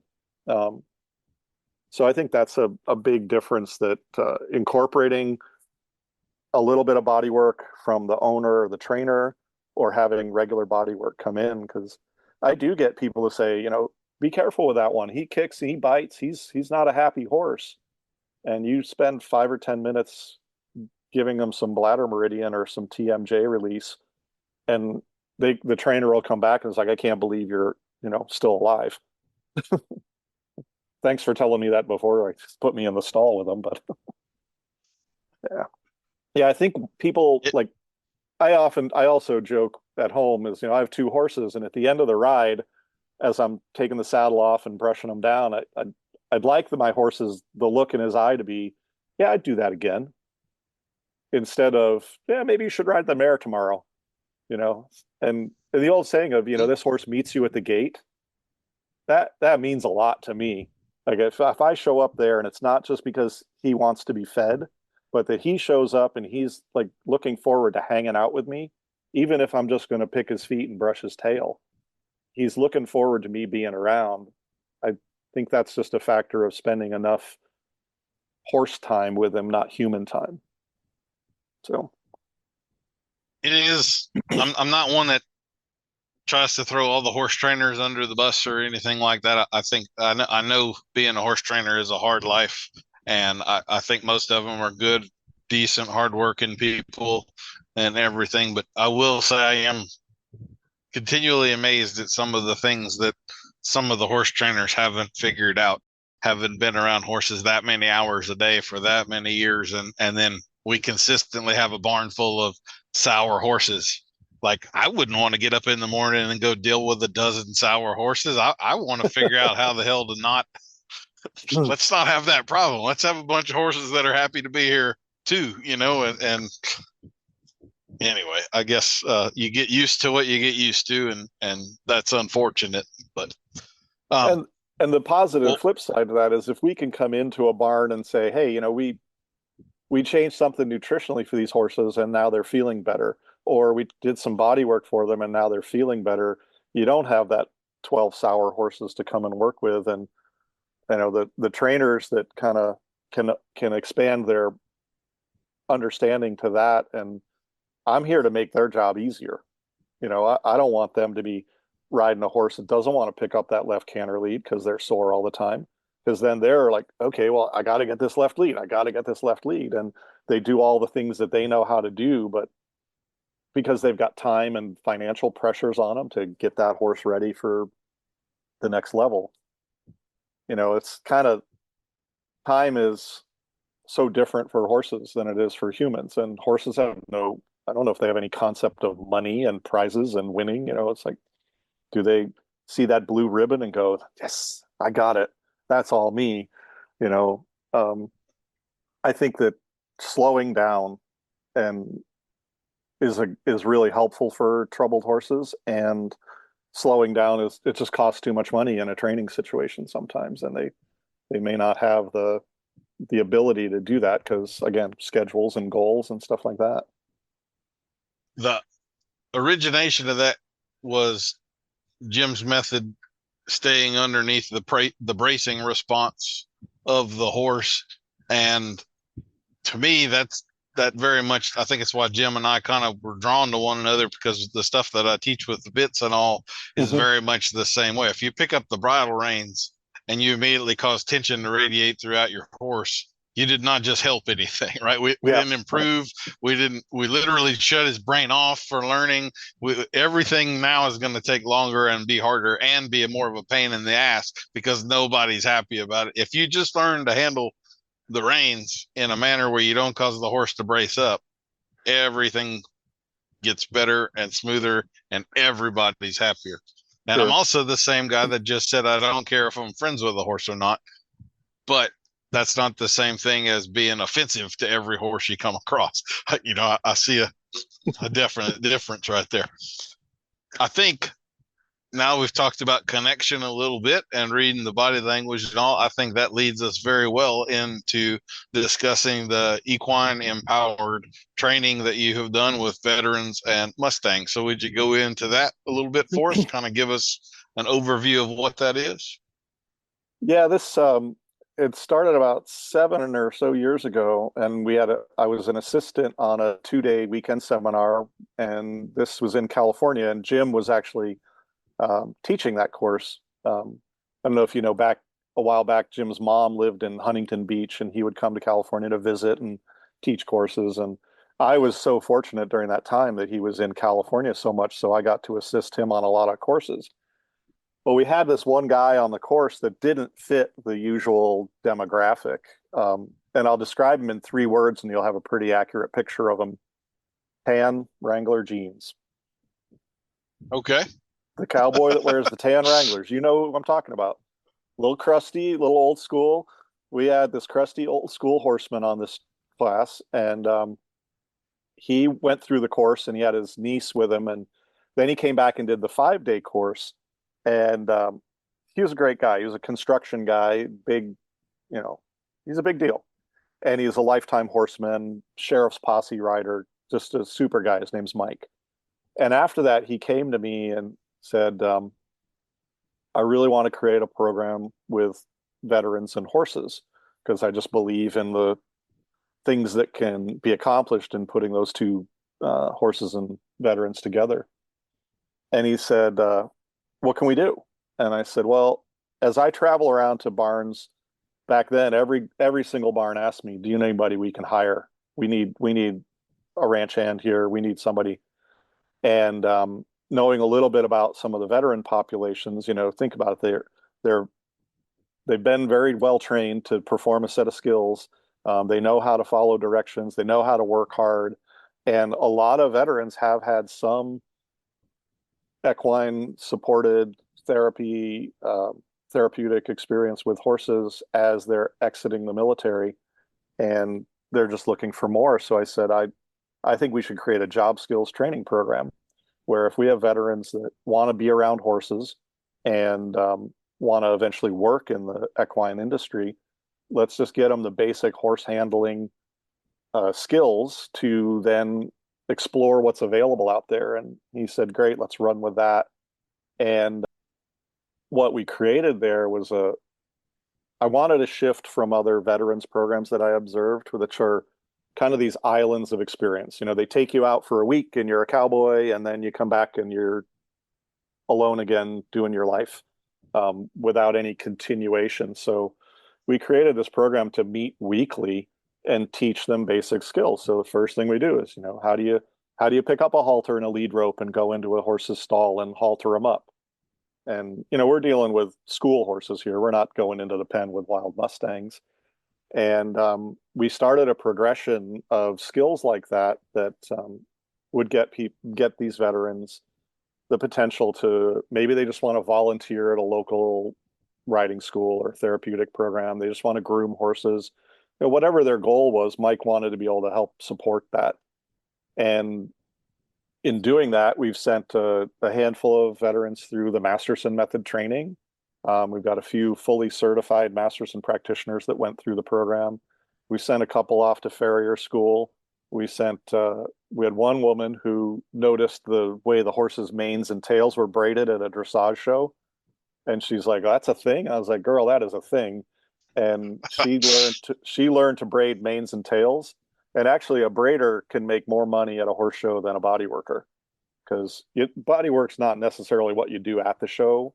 Depends, but every horse in that class needs their mane braided a certain way. And so we basically just used all our contacts in the equine industry to help identify where can we send veterans for the next level of training if they want.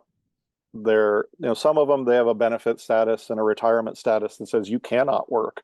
The VA has got that covered, and you're not supposed to be employed, so you can volunteer. So we could help them get trained up as volunteers. And it's been a wonderful process. It's been really very interesting. We get a wide variety of veterans.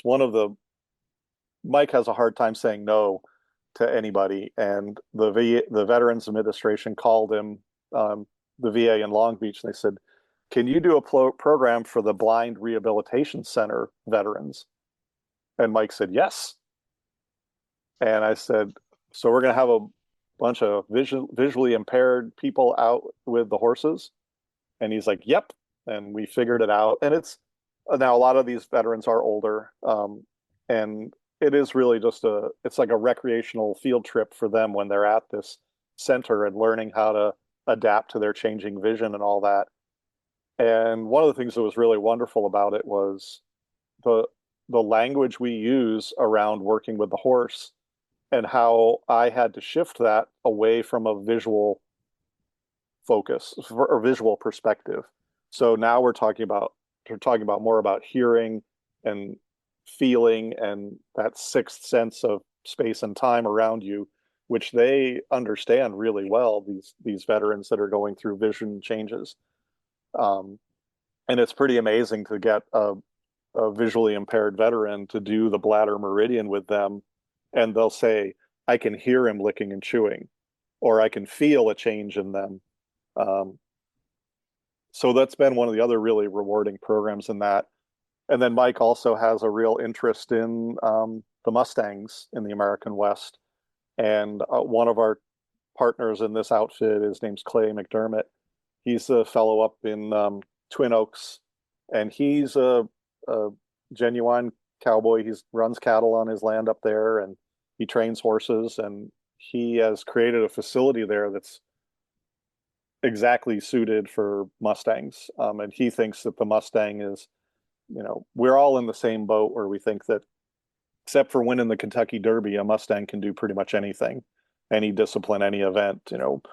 Two of my clients and dear friends are top working equitation trainers and competitors. They're literally number 1 and 2 in the country. And they got a lot of their early success on Kiger Mustangs from Oregon. And they trained these horses up. So they're basically, pre-St. George level dressage plus all the working equitation. So Mike wants to, part of the other piece of that is we'll get these veterans trained up and then start to involve them at the appropriate level in working with the Mustangs up at the Twin Oaks facility. So it's been very interesting, and kind of finding the fences for that program of when do we get into a therapeutic or a clinical kind of situation with them in terms of mental health, because you can have just folks coming in off the street with no military background, no potential traumatic past or post-traumatic stress or anything like that. And they have emotional responses to being around horses. And it's, I'm always very clear that when I'm working with the veterans is, you've already given and you've already sacrificed, and maybe you've been injured and maybe you've suffered. Not all veterans have. Some veterans have had an amazing military experience, and we're working with them just as much. But I don't ever want to create a situation where that's adding to their stress or trauma. So the Masterson method, by just being this way to slow down and experience the horse, has been really successful in that. So, let's say we teach somebody how to put the halter on for the first time. Well, one of the Masterson techniques that could be really helpful is just that head down, where you gently ask the horse to soften at the pole and drop their head down. Well, if you do that, putting the halter on is a breeze now. Or when we go to teach a veteran about picking up a horse's hoof for the first time in order to clean it, we talk about the shoulder down and back release that you've seen Jim do and seen in the videos and all that. And I think that kinesthetically, and it ingrains that knowledge into the body in a different way that allows people with different learning styles. We have visual learners, we have auditory learners, we have the people who learn by doing. There's all these different learning styles, and I found it really fascinating how using the Masterson method as we're teaching regular everyday horse skills is so effective at incorporating that into their body. I'm definitely not a practitioner. I haven't gone to any of the trainings or anything like that, but I've observed and watched and been privileged to be a part of a couple of his events and everything. And I definitely have to say, if I have kind of a touchy colt in the round pen or something that's really not comfortable with people, then you just sit there and start playing with the bladder meridian. And if you let him know that you're paying attention to what he's doing and he's responding, you can develop that rapport, and it just opens doors and allows you to progress a whole lot faster. It's just a phenomenal way for true connection with a horse. And I think, go ahead. Oh, well, I was going to kind of follow up with that on that is on my 2-day course with Jim at the, lunch on the second day, he said to the trainer who was hosting the course, he's like, what do you got back there in the barn that could use some help? and this horse brought out, the trainer brought out this Palomino Mustang, he said, this is his third strike. If I've worked with him, I've sent him out for adoption, he's come back, and he just keeps kind of reverting to some of these behaviors that make it challenging for him to be a riding horse. And Jim said, I'll bring him out. And it really showed me that Jim wasn't going to shy away from a challenging horse, and he was there for that horse. And it inspired me in working with the veterans programs is, don't shy away from the challenging ones. Ease into it and go slow and be there. Now, I have no training whatsoever in mental health. I'm not a counselor. I'm not a therapist. All I can do is show these folks, these veterans, some horsemanship skills. And if it brings up stuff for them, I can listen, and I can be supportive, and I can make suggestions about, where to go for some support. And it's a tricky thing because, we're here to help horses, and now we're here to help veterans. And but what people come back and say is just so amazing. And like I said, I'm not a therapist, but I had a guy come back and say, I thought about that thing you said about make the right thing easy and the wrong thing difficult, the old horse training. And he says, I realized how I was really good at making the right thing difficult and the wrong thing difficult and the wrong thing easy with my kid. And I just shifted that around in my head. And now we've got a different relationship, a different communication, different understanding. And for me, that's a home run. And like I said, I'm not a therapist, but if we can just let the horse do that for people, then I'm all in. I would say here that I do have a decent bit of personal experience with therapeutic riding stuff. I've done some clinics for some of those groups as well. When I was volunteering with it, I was working with autistic kids, was kind of the group that I stayed with for a few years. And you really, if you get involved in that, you're going to see some miraculous stuff. There's just, it's absolutely mind blowing. Some of the transformations that take place with some of those kids. I've seen a kid say his first words for the first time. He was a teenager and was autistic, had never spoken, and his first words were to tell the horse to walk on.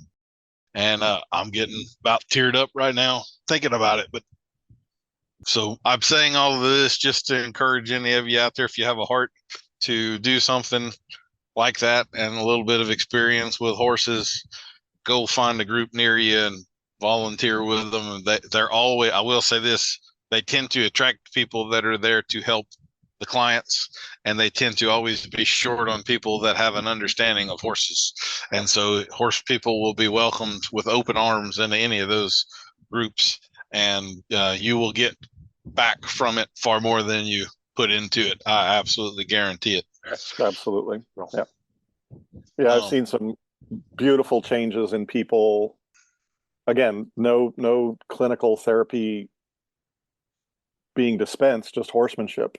And I had a mother who dropped her daughter off to this basic horse program that I was assisting with, and I had to tell mom, we have this rule that only the students can be over in this area, because she was just a hover mother and trying to do everything for her daughter, which I understand. And I went over to get something from the tack room, and her mother was just champing at the bit over there. And she's like, what is Emily doing? What are you doing over there? And it's like, well, we were just talking about horse stuff. And she's like, well, Emily doesn't talk. I was like, yeah, she does. And mother went into tears. It was beautiful. And she kind of realized, I'm overdoing it. I got to let her be. I got to let her figure things out. And I'm getting misty eyed like you were there about that. Yeah, I definitely encourage people to reach out. There's some really wonderful programs and transformations that are happening with horses out there. Also say, just since I'm trying to plug that industry as much as I can, they are also always looking for horses that are not train wrecks. A lot of the horses they'll have donated have lots of physical problems, and they've got a expensive vet regimen to try to keep that horse in the program. So if you have a horse that is gentle and kind and healthy, and you're not doing something with it, that would be a good thing to do with that horse for a year or two, and bring a lot of good into the world through that. So when I did my 5-day course with Jim, we were up in the Palo Alto, Stanford area, and a couple of days of it were actually at the Stanford Red Barn. And day 2 of the 5-day course was at the National Center for Therapeutic Riding. And we went there and we worked on horses. And usually, at the end of the day, you go out to dinner and everybody's chatting and it was kind of quiet at the dinner table there. And somebody finally said, is there any way we can go back there? Because I feel like I have unfinished business there. I feel like we peeled away some of these layers in those horses, but there's still a lot more. And Jim said, sure, he said, everybody was like thinking the same thing. They wanted to go back and do that. And that therapy horse is such a stoic warrior. They hold so much in and they do their jobs. And when you start to release some of that tension in them, you get this almost like, oh, finally, I get a chance to relax a little bit and be a horse. And these horses are getting great care, but it's just the nature of the work. And if you're doing some body work on a horse and then you see this client riding that horse in the arena with all the people around him in that therapeutic riding setting, and they tell you about the changes that are happening, it's just amazing. So Jim actually created a program that is dedicated to the therapy horse and introducing the bladder meridian to the people involved in the therapeutic horsemanship as a way to help the horse and help the rider. And that's been a beautiful program too. They call it the Masterson Method Equine Specialist. It's a whole separate training that Jim offers. absolutely. Well, Will, I feel like we've kind of covered all of the bases I was intending to cover here. We've been going almost 3 hours, and I want to be respectful of your time. You said you kind of had a window here. Is there anything that we have not covered that you would like to make sure to get in here before we sign off? Well, I think we've gone around the barn a number of times here on some really good conversations. These are the kind of conversations that could go on and on. But no, I think we've got a good sense of what I'm doing at Performance Equine Bodywork and working with horses and nutrition and people. I've been waiting for a gap in my schedule where I can get signed on to your BIT course, because that to me is such a huge part of performance, and we start to talk about how the jaw and the TMJ and all those aspects of it come into play. I'm really looking forward to that. So maybe next time we come around, we can talk about bits and body work together or something like that. Sure. Absolutely. Absolutely. Yeah. Well, and as always, we will have links in the show notes to all of Will's stuff. So his Performance Equine Bodywork Facebook page and website, and his nutrition stuff and all of that. And since we did bring up Jim Masterson's dream of every horse experiencing the bladder meridian, I'm also going to put his YouTube video that shows you how to do that down in the notes, and it will not be a wasted 15 minutes. If you watch that video, go out to the barn and play with your horse. So if you can read horses at all, you're going to see a difference and a lot of relaxation coming out. And you may even see, this is one of the cool things, you start working on horse A and he starts yawning and releasing, and all of a sudden this other horse in the stall across the barn starts yawning. You got the whole barn ready to chill out and go to sleep, sing Kumbaya just by playing with one horse for a little bit, right? So, well, Will, we thank you for coming on the program. It's been an enjoyable conversation. We did cover some good ground here, I think, and I hope everybody enjoyed it as well. I'll leave you with the last word. And again, we'll have links to all the Will stuff where you can get in touch with him in the show notes. Well, I appreciate the opportunity. It's been a real pleasure talking with you. And, I guess if I had the last words to suggest to people is, less is more, folks. Just go out there and shift into that horse time and that horse sense of what's going on around you, and really enjoy that solitude that's available in there. Even in a busy barn, you can find it. But yeah, less is more, and your horse will thank you for it. We'll see you next week for another episode of Adult Onset Horsemanship. I've been your host, Daniel Dolphin.